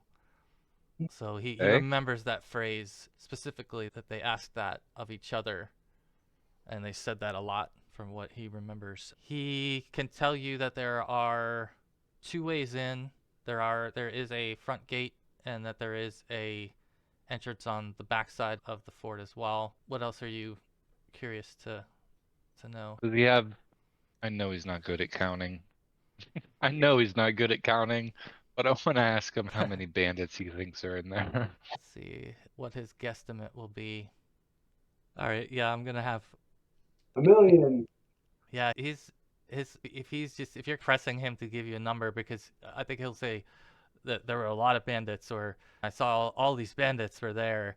But then if you press him to give you a number, I think it would take him a minute, and he might say 30, with not a lot of confidence. But there is a gate or wall, like a spike wall, surrounding the fort as well. Okay. So the entrance that you're asking about, there's only one entrance to get through the spike wall, and then the fort itself, there's 2 entrances. So just to clarify that. Are there any towers? Yeah, it's essentially one tower and then one short building. Alright. Yeah.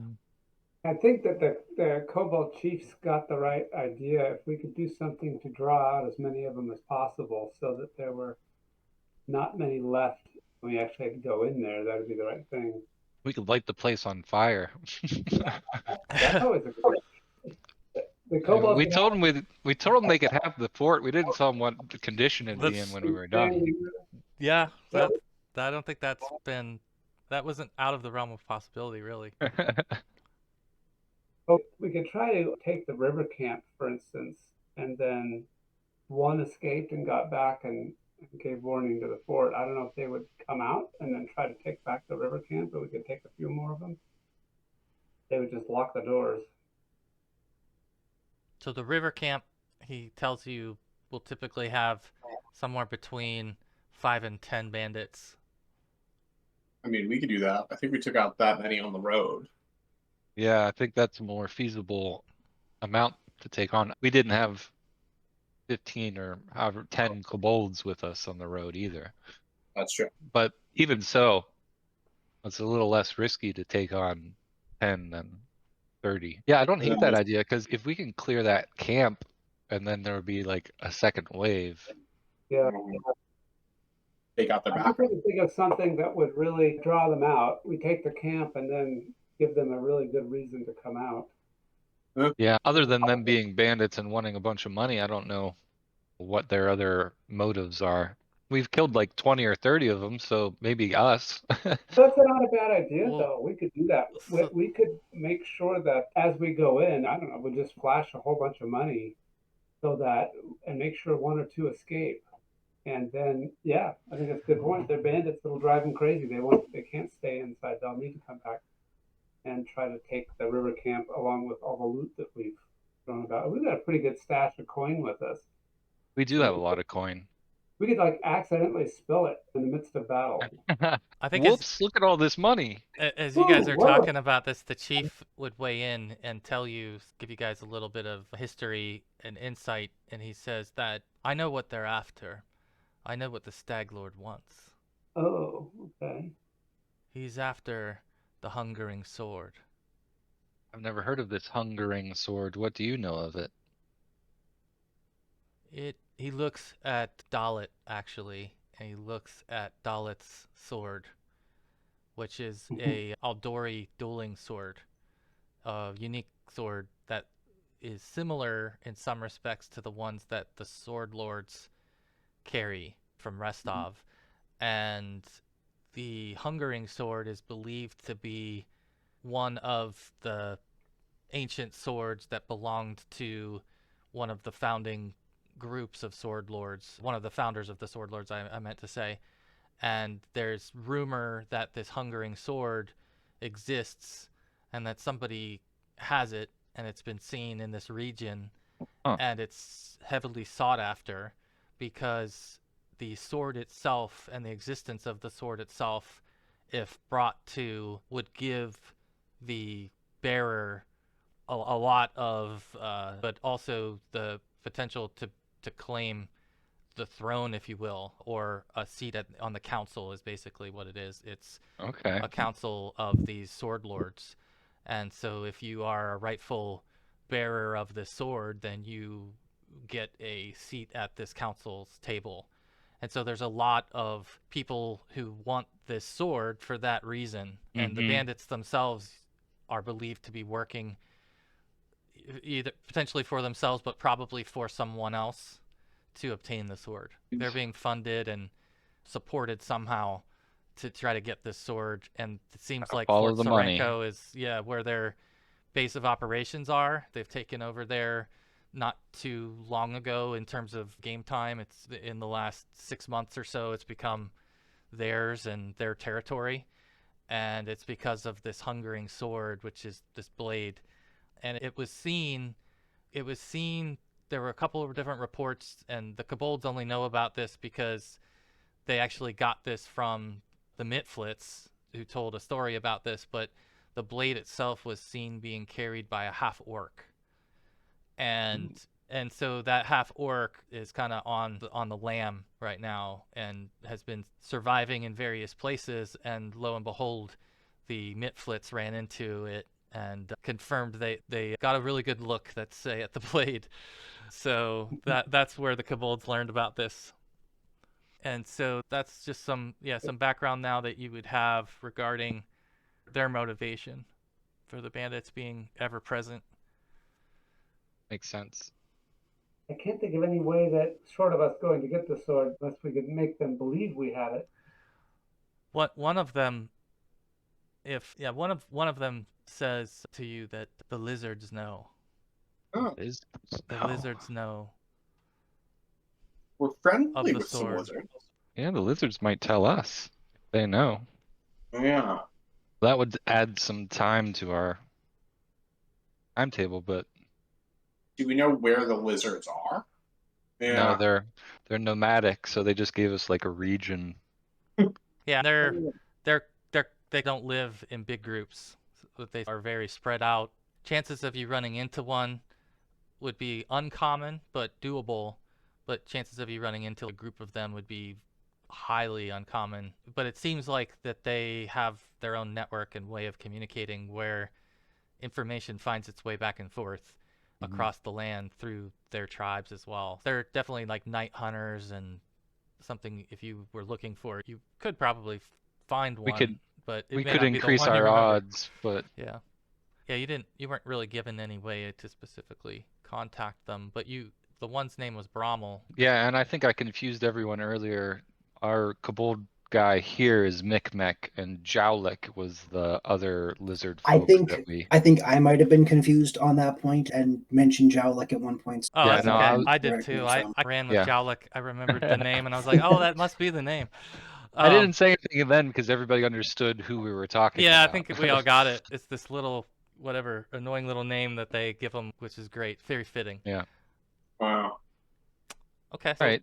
you have So that's some good info. you have some better context anyway. Yeah.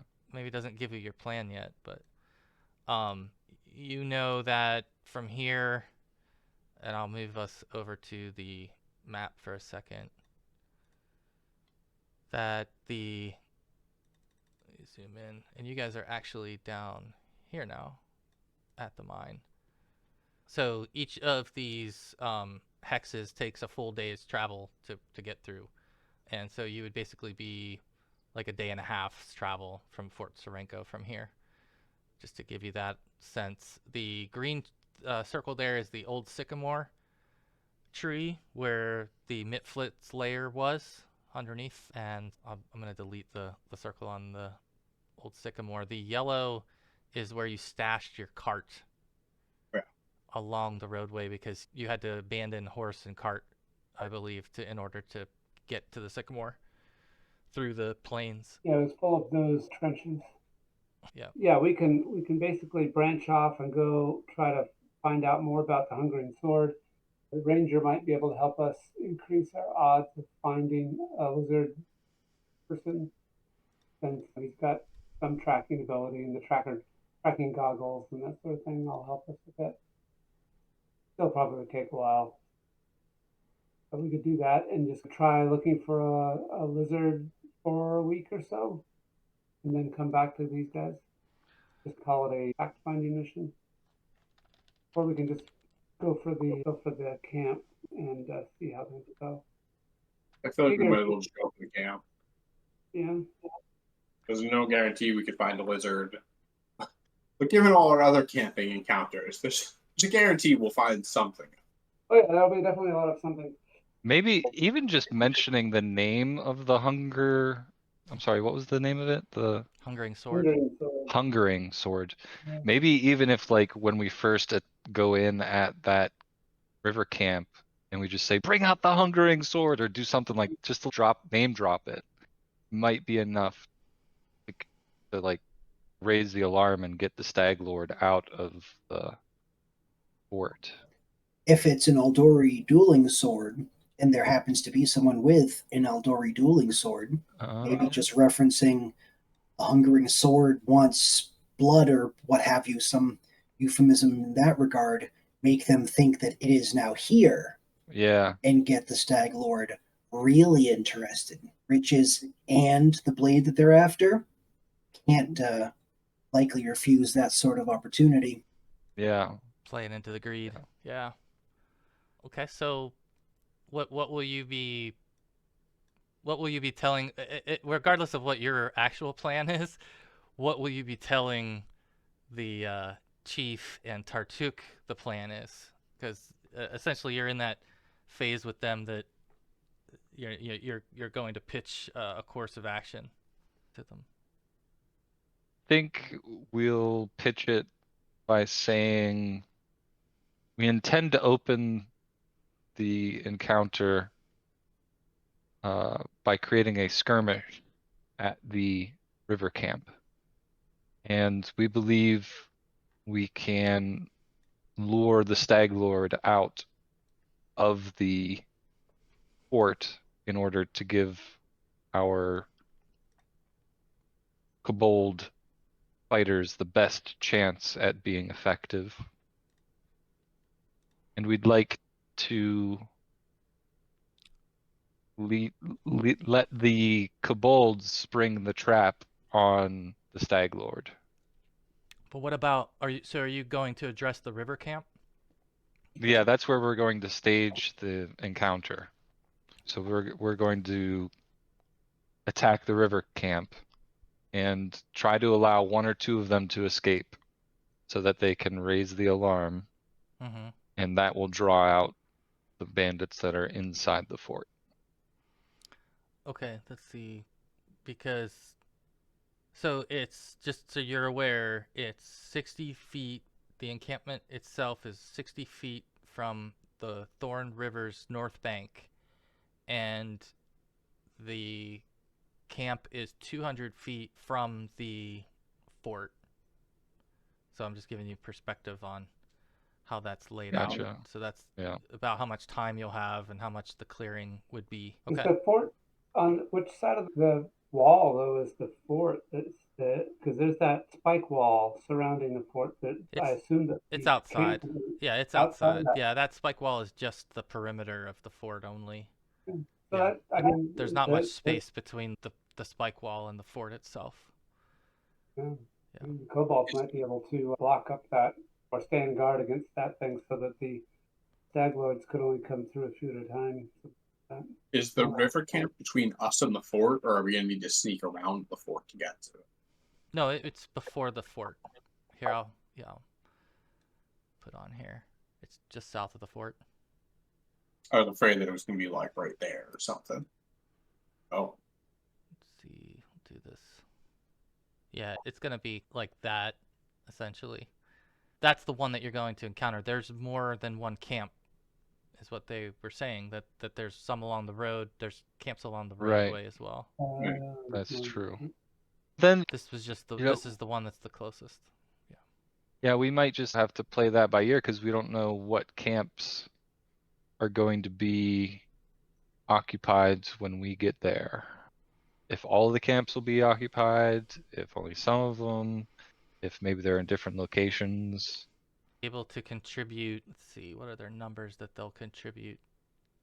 So I think they'd be willing to send 16 with you. Okay. And that doesn't include Tartuk or the chief? No, that's just their warriors. They're gonna send 16 warriors. Okay. They'll send. You can kind of choose if you want scouts versus warriors, if you want to exchange any of the warriors for scouts, but they'll give you 16 total. So you can Gotcha. decide on that. I don't think we want to necessarily trust kobold scouts. I think we'll just take the brawn. All right. So you've got your enforcer crew. They are all armed with spears, by the way. Is their preferred melee weapon. They'll throw them as well, but they also have slings. And they wear leather armor, pieced together from various things. They have some metal armor mixed in, but it's mostly leather. It's giving them basically the benefit of leather. Yeah. Maybe we can convince the kobolds that we can't possibly lose because we have the hungering sword. So then we could just have them chant hungering sword when we go into battle. They'll pretty much do a lot for you at this point because they think you are going to give them the idol. They think the idol is in the fort, which is why they're sending 16 kobolds along, because they want badly to get that idol back because you saw it. You guys saw it, right? So yeah. Can't believe they took it. it's terrible. It's a terrible situation, and we got to make it right. So yeah, essentially, we'll say that we're kind of at the point where you guys would be spending the day, better part of a day, and resting here in the Kobold Cave. They would give you your own space with your own deer hide to roll up on and to make yourself as comfortable as you set up our own can. camp. Yeah, they would give you the same accommodation they would give themselves, and you can certainly refuse it and do whatever you need to do, but you're closed into the mine with them. The gate is closed up above, and you've been able to mill about. So if there's anything else that you guys wanted to ask of Tartuk or the chief or any of the individual tribe members before you depart, I'm guessing you guys are going to head out at some point and start to work your way up there. It may not matter if you finalize your plan before you leave. I guess all that really matters is what you're telling the tribe, and if there's any resources or things that you need to do before you head out. Do you guys have any extra arrows by any chance you might have gotten from somewhere? I know they don't usually use bows, but Dalit needs some arrows. Nah. Oh, yeah. A good question. I don't think so. I think all I've got is bolts for my crossbows. I believe I can craft them. Good question. Curiosity is getting the better of him, and he wants to ask, what's that pile of stuff? Miscellaneous stuff. Where did that come from? Who would you ask that of? I'm going to try to ask one of the kobolds that's not in charge. Oh, okay. Yeah, you'll find one that speaks enough common to ask, what's this, or whatever, and he can answer, that's from the Mitflit raid. We dumps our pockets for Tartuk. Oh, for Tartuk. So that belongs to Tartuk. Okay. You would notice, like, against, even in those piles, there are arrows. Yeah. I figured there would be arrows. Yeah. I guess we could ask Tartuk, because I wouldn't mind having a few more arrows myself. So yeah, I'm going to ask Tartuk, can we fly our arrows out of that pile of booty that you have there? He'll like wave, take the arrows. Okay. If I can make a suggestion too, maybe for Rekla, you may have, obviously, you have suspicions about Tartuk, and you may have thought at some point to try to maybe detect magic in here. Maybe just because of him, right? Just because of his. I almost did it earlier when you mentioned the pile, but I was letting that encounter happen. Yeah. So I think at some point you just would have been curious, I think, and also to confirm how he's disguised himself. And I think it would reveal, using your cantrip for detect magic would reveal that he is indeed magically disguised. So you can see him completely glowing from your view. You also notice that 2 of the arrows that Fenwarden recovered from the pile, and you're able to get 8 arrows. 2 of them are glowing as if they're magical. Yeah. Hang on to those 2. Those are important ones. Don't use those right away. All right. Okay. Sal, you want the 6? Yeah. Okay. I'll make note of the 2 presumably magical ones. Before we left, I would like to try to. This was an old silver mine, correct? Yes. I want to see if I can detect any. I have a cantrip for detect metal. I'd like to try to see if there is any silver that might still be remaining somewhere within the mine nearby. Interesting. Yeah, sure. I like that. Yeah, so it's just a Detect cantrip metal. that lets me Mm-hmm. become aware of the presence or absence of specific metals. It's a silver mine. I'm looking for various metals for crafting purposes, so I'd like to see if there were any silver veins that might have been missed or anything that might still be in the area that might be worthwhile. Yeah, absolutely. So, yeah, I think after some walking around, you would get the sense of some small veins of silver that are still down here, some very small veins of ore. But I think the most significant section and the part to you that really would be noticeable is along this southern cavern. And I'm going to draw on here the area where you're picking up on metal. If you can see that. Let's see. You probably can't. 1 second. There. I think if I'll have to move you down to here. There you go. I've drawn like a polygon around the area right, I where see it. you're seeing the most, the sensing the most, and it seems like it's majority silver. Okay. And it seems like this hasn't been active for so long. This Sure. mine, yeah. They maybe it got this far and before they pulled out operation, but you get the sense that there's other directions too, where there's other ore. Okay. So it's pretty active, pretty good location. Okay. Anything else anyone wants to do before you wave it to the following morning? If you guys don't have anything else, I assume your plan would be to leave at daylight, or am I thinking of that wrong? No, it sounds about right. There was talk How- of other things that you were thinking of doing, trying to contact the lizards and that kind of stuff, so I didn't want to assume. I think we're gonna forego trying to contact the lizards. I Okay. think the time versus what we'd get out of it doesn't match up. Okay. All right. Yeah, you guys basically will have command over the group of all warriors. I'm going to give you there's going to be 2 basically captains in this group, and I'll type their names in, and so you guys can, when you want to give orders, you'll be able to give orders through a single kobold, so you don't have to pick what each one's doing. But essentially they're like 2 groups, so you're getting like 2 units. Squads. Mm-hmm. Yeah.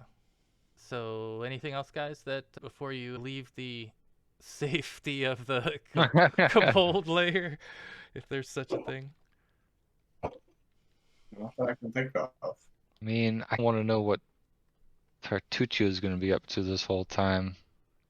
I hate that he's not going with us. Yeah, it feels like we're gonna get backstabbed or something. But I can't think of anything to try to get him to tell us. Yeah, if he thinks there's a chance we're going to get this idol, he's not going to be waiting back there for it to be delivered. He's going to be hiding in the bushes watching or something. Yeah. Yeah, that's a good point. I do expect him to probably be there, just Actually, not letting us know that he's there. Actually, while you guys were milling about, I wanted to give you an opportunity because there's something I missed here. You had observed in Tartuk's room that there was a book sitting on his table that was open, and it looked like perhaps a journal that he was recording in, and he was not writing in Draconic, I'll say that. So you may have noticed that there was some common writing in this journal. And so I'll give you an opportunity if that was something you wanted to try to gander Nuke? at, or yeah. Obviously, he hangs out in that room, so it would be something you'd have to take some risk on. But Mhm. your call. Let's see, what would that be? Sort of, what kind of skill we would Actually, use and to I'll take that back too. It's not written in common. It's written in undercommon. Yeah. So I don't know if any of you can read that, No. but you may have recognized that it was undercommon. Yeah, because I do have that we have some kind of mitflit note that's written in undercommon. Yeah, so you recognize But none of the us. writing as being undercommon, but not the word. Yeah. Unless someone else does, or someone has a magic ability or something like that to interpret it. So it may be that may Fortunately be a not, dead no. end. Okay.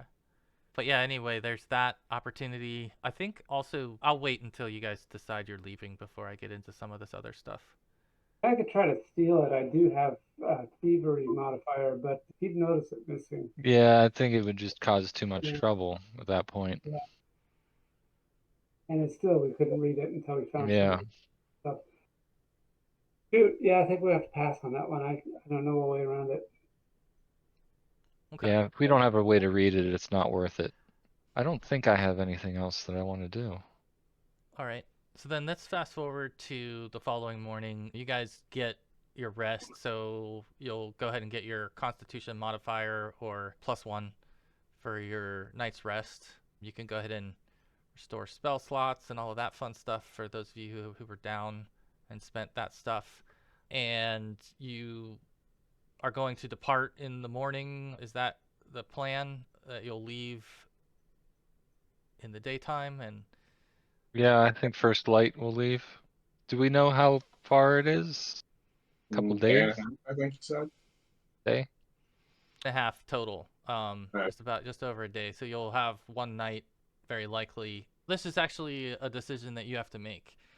You can travel fast, basically, and get there in a day, but you'll be traveling to where there's no chance that you wouldn't be detected, right? You would be calling attention to yourself because you'd be traveling very openly and fast. Or you can travel at your normal pace, or you can travel slow to be stealthy to make sure. So it's really the decision there for how you think you're gonna. The kobolds movement is, I think, similar to you guys. They might move a little slower than the humans, but similar enough. I'm going to think that I'd rather get there at night. We might be able to catch those guys where most of them are not armored. Mm. Well, and you know that the kobolds have dark vision.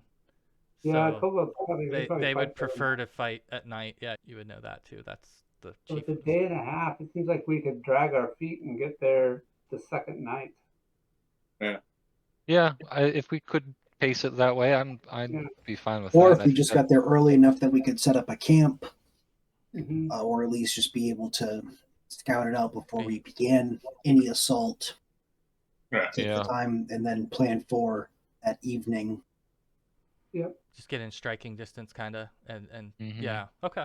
Maybe we can find a way to sneak the kobolds into a good ambush spot or something. All right. That's I guess that's just decide upon your travel situation as far as how you Yeah. will be staggered and what order you'll be traveling in. I think we have to have the kobolds towards the back, just so that they don't make any decisions. Try to make them just follow us rather than being anywhere near the front. But we should also probably not let them be in the very back. Yeah. We might Or no, lose Edward one. likes to be in the very back, so he gets range on his longbow. So he'll be a back flank as we're walking. Yeah, Voldarius would definitely do better more on the back lines, and he could be back there conversing with the kobolds or making sure that there's nothing else coming up that they might be discussing in Draconic. Yeah. Sure, there's not going to be any sudden yet inevitable betrayal. Yeah, and then maybe Dalit and Rekla would be leading the crew. Mhm. There you go. 12. Yeah. You need one more. Okay. Never had a little mini army before. This is Kobold cool. army. I'm going to mark your chiefs or your captains, I meant, as Captains. well. These guys will have additional little... That doesn't work too well. Let's just make them a Keller. All right, yeah, so these two, I'll move these kind of guys towards the front. Those are Krilkot and Ruktor, who are your captains of the units. So they'll control an equal amount of these guys, if I've got this right. Yeah. Okay. So I guess arrange yourselves the way that you will be if you're not already. Yeah. So are we? This is just the way you'll be marching in the plains area. And for the, are we basically assuming we're moving from right to left? That's how we're arranged. I think we're going north-south. Yeah. North-south. Yeah, north-south, sorry. We're going north. Okay. So I'll be down here. Yeah, good point. I should probably put like a arrow for the direction that we're facing. Yeah. But yeah, we're going north. Kill this. All right, so a couple things then I think that that transpire is, for one, the kobolds get a little bit talkative after you start traveling a little ways, and one of the kobolds, Krilkot, will speak with you, Rekla, because he's closest to you, and he'll say to you, things were so much better before all of this. I don't know too many people who enjoy war and conflict, so I agree with you. We've been talking about the new leader. Oh. Things have changed. The chief is not himself. I noticed that it's odd for a chief to not be in control of his tribe. Mm-hmm. I apologize that many of my I guess we'll call them a squad of them still, There should be you know how there's fun group there names probably for is. different animals? I There think should be a fun one I for bet kobolds. there is, because actually in the D&D second edition, I bet they actually have that, because they say what the organization is for Yeah. it. Let me see what they call it, because I actually was thinking that too. Because usually they, like a murder of crows kind of thing. A cadre of kobolds. It's got to be something good, right? Let's hope. What did TSR call it anyway? Let's see. Kobold's organization is called a tribe. Yeah, Okay. it's called a tribe. So I guess, but this is not the full tribe. This is just the Yeah, this is the actual part of the military tribe. unit of the tribe, if you will. Okay, but yeah. So I think what he's telling you is that there's a lot of division between the kobolds themselves as to where their loyalty should fall, and that some have faith in Tartuk and some want the old ways. So you definitely get the sense that there's fracture amongst them, and that it's a sensitive subject, and that they're in some ways trying to feel you out so that they don't expose their position to you without knowing who you're... Right, what like your where I role... want it to go. Yeah, I think they're trying to get your... They're trying to get my perception. read on the situation. I guess I'd say something along the lines that change is difficult. I understand. And sometimes people want change for the wrong reasons.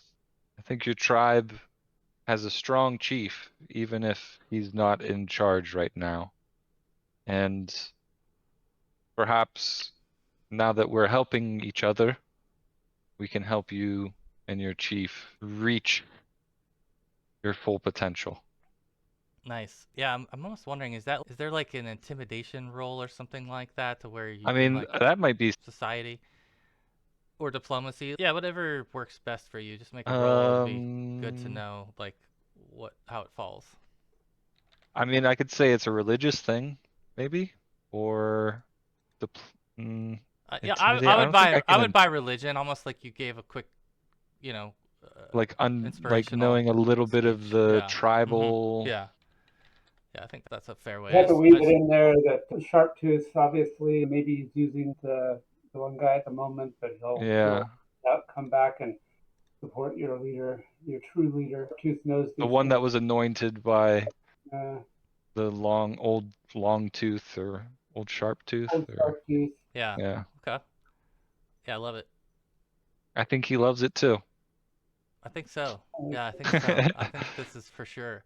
Yeah, so I think that you've built some morale, not only morale, but you've got perhaps some of the kobolds who would lean toward you as being the first person they would look towards, right? Because they don't know exactly, unless you guys are establishing who they should take their orders from, they're looking at all of you, right? And I think Yeah, once they yeah. connect with one of you, they're going to start to look at you first to Mhm. take direction, and you'll get some benefit from being the person that they look to. Yeah, Who else needs the support? Like, maybe since myself and Voldarius are the spellcasters, they should be aligned with us too. So maybe I'll suggest to Voldarius that he ingratiate himself a little bit to the other captain, which you already speak their language, so that's got to give you some kind of yeah, Yeah. in. yeah, and I don't even think you really have to roll if you play it the same way that he did, Voldarius. You could get again the other captain and his unit to be leaning towards you, and that way you guys would both have disposal of this group. Where I think Scott's going is Sure. that you can protect yourselves. Yeah, I can give a good old sermon. It's my bread and butter right there. In Draconic even. Yeah, Come on, But that's but probably not enough blood on your robes. not I yet. can I can fix that. We have not done that yet. This has been a more of a setup session so far, but yeah, you guys basically will make your way. Let's have Actually, I could do prestidigitation, and Oh so yeah. that way there's blood forming on them as I continue talking and really get the oration going, and then just Yeah. have the blood in the shape of fangs of an old shark Yeah. My going goodness, on they're gonna there. start worshiping you. I'm not starting a cult. All A right. third kobold faction? What? What? So as you guys are going out throughout the day and you're having all these conversations as well, what was your decision on movement? Were you trying to stay stealthy, or were you just moving normal, or were you moving fast?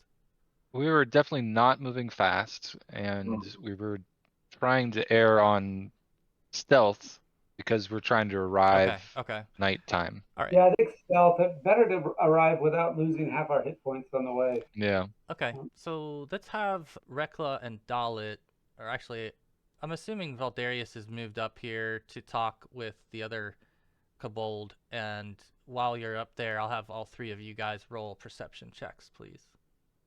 Okay. Okay. Are you kidding me? Dang. Are you kidding me? Jeez. Oh, I just had to be a little different. Wow. Just a 21? Only a 20. So Dalit and Valdarius, I think immediately your attention gets drawn at one point as you're having this casual conversation and things have been moving pretty smoothly throughout several hours into the midday. Suddenly, both of you just immediately notice what appears to be 4 mitflits that are these little gremlin creatures that they were talking about, and they are attempting to hide laughably from your perspective in some underbrush where they've dug a trench, and you can see them just absolutely clearly. Dalit and Valdarius both. You see these 4 mitflits laying in wait. Obviously, got their attention focused on you and your group. So I'll give you guys a chance to decide. It's up here in this northeast corner where you see them about, let's say, about 40 yards away or so at this point, where it stands out to you. Don't look now, but it would seem we've got some friends just over there. Oh, those guys. We could quickly dispose of them. I think we're gonna have to. Yeah. We don't want them messing us up later. Do you tell the... Well, I guess once we make the decision, we can just let them know. I think it'd be a good test. Maybe Yeah. just like a test of the system and see how well they do. Yeah. Just keep walking and see how they react when they try to surprise us. I'm going to put them, or a couple of these guys on here real quick if I can. I don't know. Plus, I'm pretty sure we have enough people with us that we can just surround the mitflits. That's true. What would you like to do? You want to break off the 2 squads and try to flank them? Yeah, might as well. Let's Not give it a like shot. escape. All right. Who Yes. did Recla befriend of the? Yeah, I who's- was just about to ask you the same question. Oh, yours was Krillcot, Rekla, and Ruktor was the one Got it. for Alright. Darius. Yep. Maybe I'll make Ruktor green instead of blue. maybe I'll break off to the right now, and you try to take your crew and pass and go to the north of them. Let's do this. Let's go ahead and have you guys roll your initiative. So and then you can decide how you want. So click your token and then yeah. Oh, I'm gonna click. Oh, Oh, no. You got it. You got it. It's good. Actually, I forgot this sheet works so well. You don't even have to Nice. click the token. Let's see. I need to add a turn for him. Okay. I assume they're going to get an action before Fed Warden because at this point he's not even aware of what's going on. So. Yeah. So once this has been detected Mhm. and those in front have made the decision they're going to attack, I think you would get the sense that there's something going on. You'll still get a turn, but yeah, they're taking position. They look like they're interested in something, and they're Okay. yeah. So you would, being a ranger, be pretty attuned to that, I think. But you may not see them yet. Is all. They're just a little far away. So you're just following probably whichever group you feel like at this point. But I think I could probably put you guys in control of these tokens at some point. But for now, if you want to tell me what your plan is, we'll start with Voldarius. All right, yeah. Like I said, just to keep on moving forward so we can get around them over to somewhere over on this side, closer there, so we can try to close a pincer situation. Yeah, let me put a grid on this because so you'll have 3 actions and you can move with 1 or 2 of those actions and attack or give commands, whatever it is you'd like. But let me put a grid. Okay, yeah. So that way you know how far you can go. Is each grid supposed to be 5? Yeah. Oh, I don't see the grid. There's just white. It's just Oh, okay. Yeah, it's real It'll faint. just keep you in there. I'm zoomed out too. All right. So that's your first action, and then Yeah, and then I assume that you want the kobolds to be following you. yeah, just continue marching with them in formation. Okay. Loose All right. is our formation Just as use it an is. action to direct them. Or... Yeah, I'm sorry. Yeah, you'll have to spend an action to give them an order. The command. Okay. Yeah. So I'm assuming that's what you did, and now they're right behind you, and you still would have 1 action left, Voldarius. Let's see.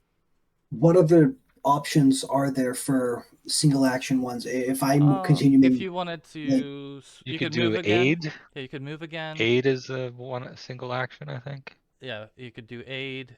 You could attack from a ranged attack at this point if you have a ranged weapon or a ranged attack. You can move again if you wanted to. I can think delay? What's a delay? you have to do that at the beginning of your turn. Oh, to where, okay. yeah. That would be like moving yourself down in the initiative order, which at this point, yeah. I think there is like maybe we need to get you an action list. Which, yeah, by the way, I meant to mention earlier, just so that you guys knew that this was Andrew's first go at Pathfinder, but he's well versed in a lot of other games and Roll20, so this being one of the easiest games I think to learn. It's probably not even noticeable to you all that he hasn't played this before, but I figured it was worth mentioning because there's a list of actions. Most of your spells are going to be 2 actions, unfortunately. Yep. Again, there are some other abilities and things like that you can do. I think aid would be a situation where you would pick somebody else in the party and you would try to basically give them a bonus if you attempt to do an aid. If you have a shield, you could raise a shield that takes an action. Raising a shield. What else am I missing, guys? Take cover. Take cover as an action. You could lay down and try to go prone and take cover from the ground and being low. Go ahead then, and I'll move myself slightly to the side of them. So it looks like I'm just walking beside the kobolds, but I'll be ready to defend myself behind them or beneath them. Okay. All right. All right. Perfect. And Dalit, then that'll be 3. you're up. Oh wow, I had assumed somebody lower in the order had one ahead of me. Okay. There was a big gap between number 1 and Yeah. number 2 here. All right. I am going to actually run across the whole formation here because I think I can use a feat. And if everybody's good, we'll just go like 10 more minutes and wrap it up. I know we're a few minutes over. I'm not thinking this is going to be terribly challenging for you. Yeah. Okay. I'm actually just going to. So I'm going to draw my sword and use my sudden charge to get over to this one and attack it. Nice. They are AC 15. You do still have your hero point, do you not? I think you do, yeah. Oh yeah, I'll do that. There you go. There it is. All right. So how do you dispatch of this mitflit in single slash with your Aldori sword? I'll be running straight at it. I'll do a knee slide and just swing my sword right for its base. Nice. Rekla will be like, the hungering sword! Getting the whole tribe going. Yeah, they're just getting their bloodlust going right now. That's beautiful turn. All right. Awesome. Fen Warden. That's a heck of an act to follow. Yeah, I can. Now that he's run over to them, can I see them? You start to now get a sense of the target, and the other mitflits are no longer attempting to really hide themselves. All right. Yeah, they are actually in range of the longbow. No problems there. I don't think there's a map big enough for them not to be in range of that longbow. I love it. So yeah, we'll just go in order here. We'll keep it neat. So I'll pick the second one as my hunted prey. That's one action. Okay. And then take the, let's see here, the hunted shot on him. Composite. I'm gonna mark him. There it is. As your prey. Ooh, goodness.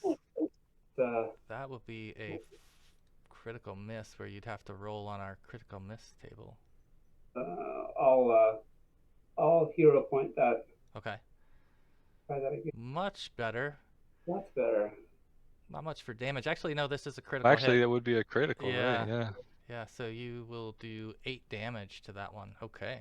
Or you also get another D8, correct? No, I'm going to do 8 plus. I think he followed up Dalit pretty well. You did. So you absolutely slaughtered this mitflit with this arrow shot. It only had... Yeah. Apparently the arrow struck him and broke on the way through and tore most of his internal organs out the backside of him on his way. Okay. Yeah, that was 2 actions. I've got 1 more left. Boy, I don't need to raise the shield or anything. Oh yeah, last action is I'll pick this next one as hunted prey. Okay, the next one. All right. Yep. So I'll mark him. Nice. Okay, good turn. That means it's Rekla's turn. Okay, it's Rekla's first action. He'll approach that one and going to target the one on the left here with Chill Touch. Okay. And he critically failed. So what does that do? 18. Yeah, because he critically. I guess, is that how that works? I don't think so. I think the critical. I don't think it would work like that. I don't know. It doesn't say. I know some spells say what happens with a critical failure. Yeah, most of them. Yeah, this one says critical failure. The target attempts also enfeebled 1 for 1 round on a critical failure. Oh, okay. So he takes the 6 plus the effect. Okay. Yeah. All right. I don't know why there's critical damage on it to begin with. I guess you didn't max out the critical damage that's there. That's true. How is there critical failure on it if you're not even rolling an attack roll? Okay. Good. Okay, so you've got him affected now, and he's pretty hurt. They don't have a whole lot going on for them. So, what else? Anything else for Rekla?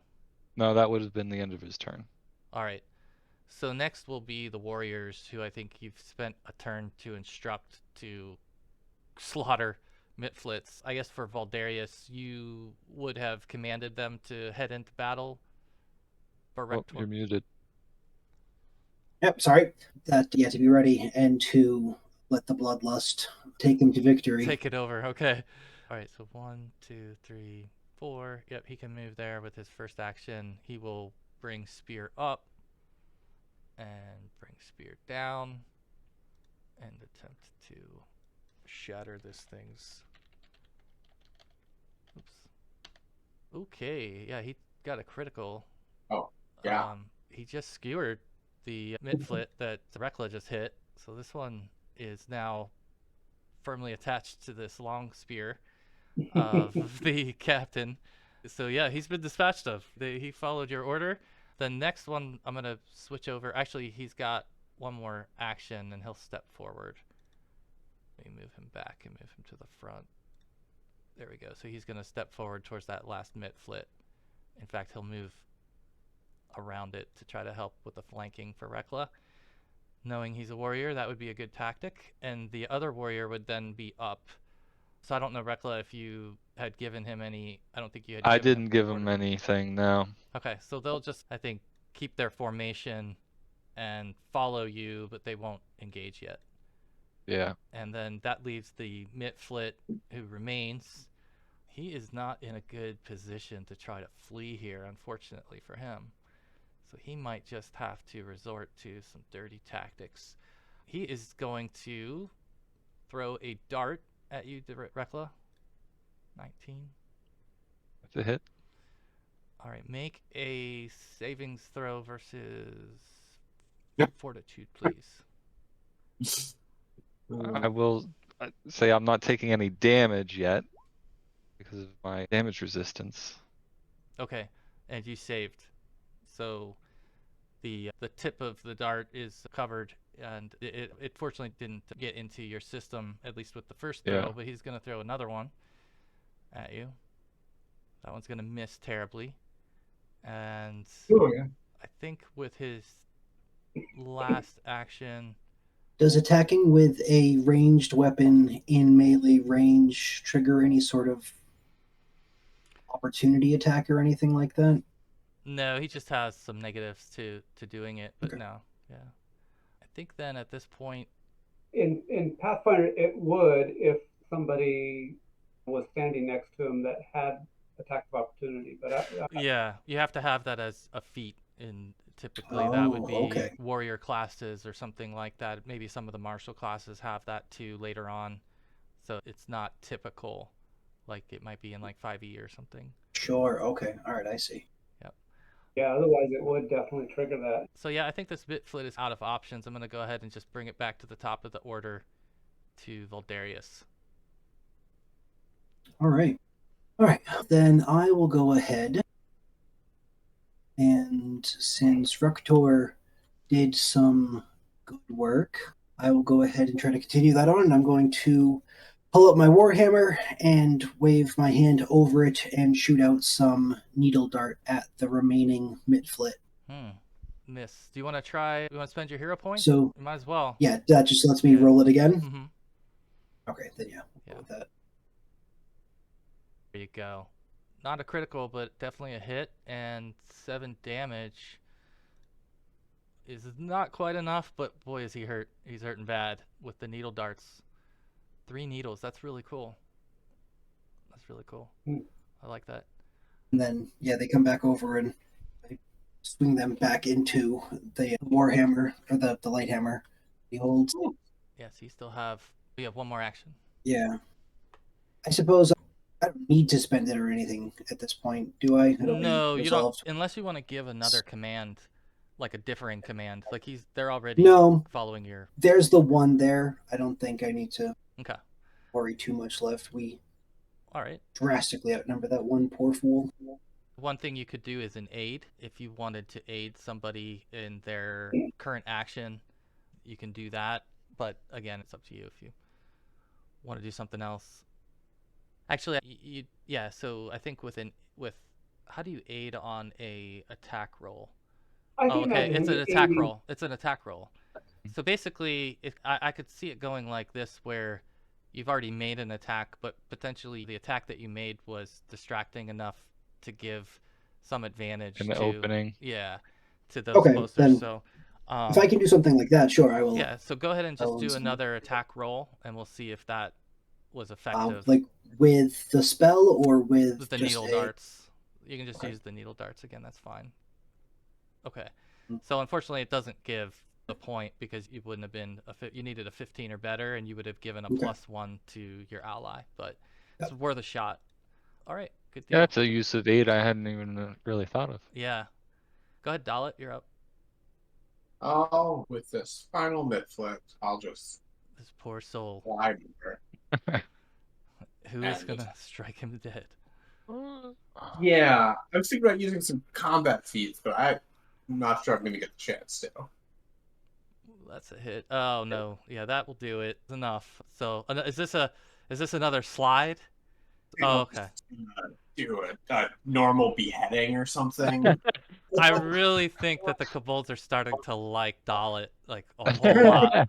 I think they really like you. They just get this funny feeling when they watch you fight. Warm and fuzzy. Yeah. And Yeah, so you guys have dispatched of the mitflits, and they were, from closer look, it seems like they're in one of their trenches where they were laying in wait and spotted you at some point. We're just waiting here, and you do notice that it looks like they had some traps ready to go that they didn't get set up in time. So you're able to recover some caltrops, a 50-foot rope, and then each of them is carrying darts, three darts, excuse me, and they have short swords as well. So, So does 11 anyone- darts with one of them having been used. you can recover Or that so one with this- from Okay, so 12 darts reckless. total. Yeah. yeah, if anybody wants to take any of that, feel free. Yeah. So typically we'll just, if you want something, yeah, you just call out if it's helpful for you. You guys can decide. If not, then it goes in the party loot and gets sold later. So yeah, I think this is where we'll end it here. Is shortly after you guys defeat the mitflits, you would be looking to make camp. And so what we'll do is we'll start next session where you guys are setting up your camp for the evening, which should be right in the middle of your journey back or towards the camp, towards the bandit camp, I should say, which is Thorn River. It's called Thorn River Camp. That's where we'll pick up next time. Anybody have anything else they wanted to add? No, hey, Andrew, it was nice being you. Fun session. Yeah, Enjoyed same. Thank you very much. It was This is great great. gaming with you guys. Yeah, it's Looking forward to next Andrew's time. is a solid addition, and I recruited him off of the Dungeon Musings Discord server, where Nice. where I found some of the other players that I've played with, and there's always usually really good people over there. So Andrew is proven where he comes from. He is proven commodity. But yeah, no, it's good to have you, Andrew. All right. All right. Have a Thank great you. night, all. We'll see you. Good game, guys. Bye.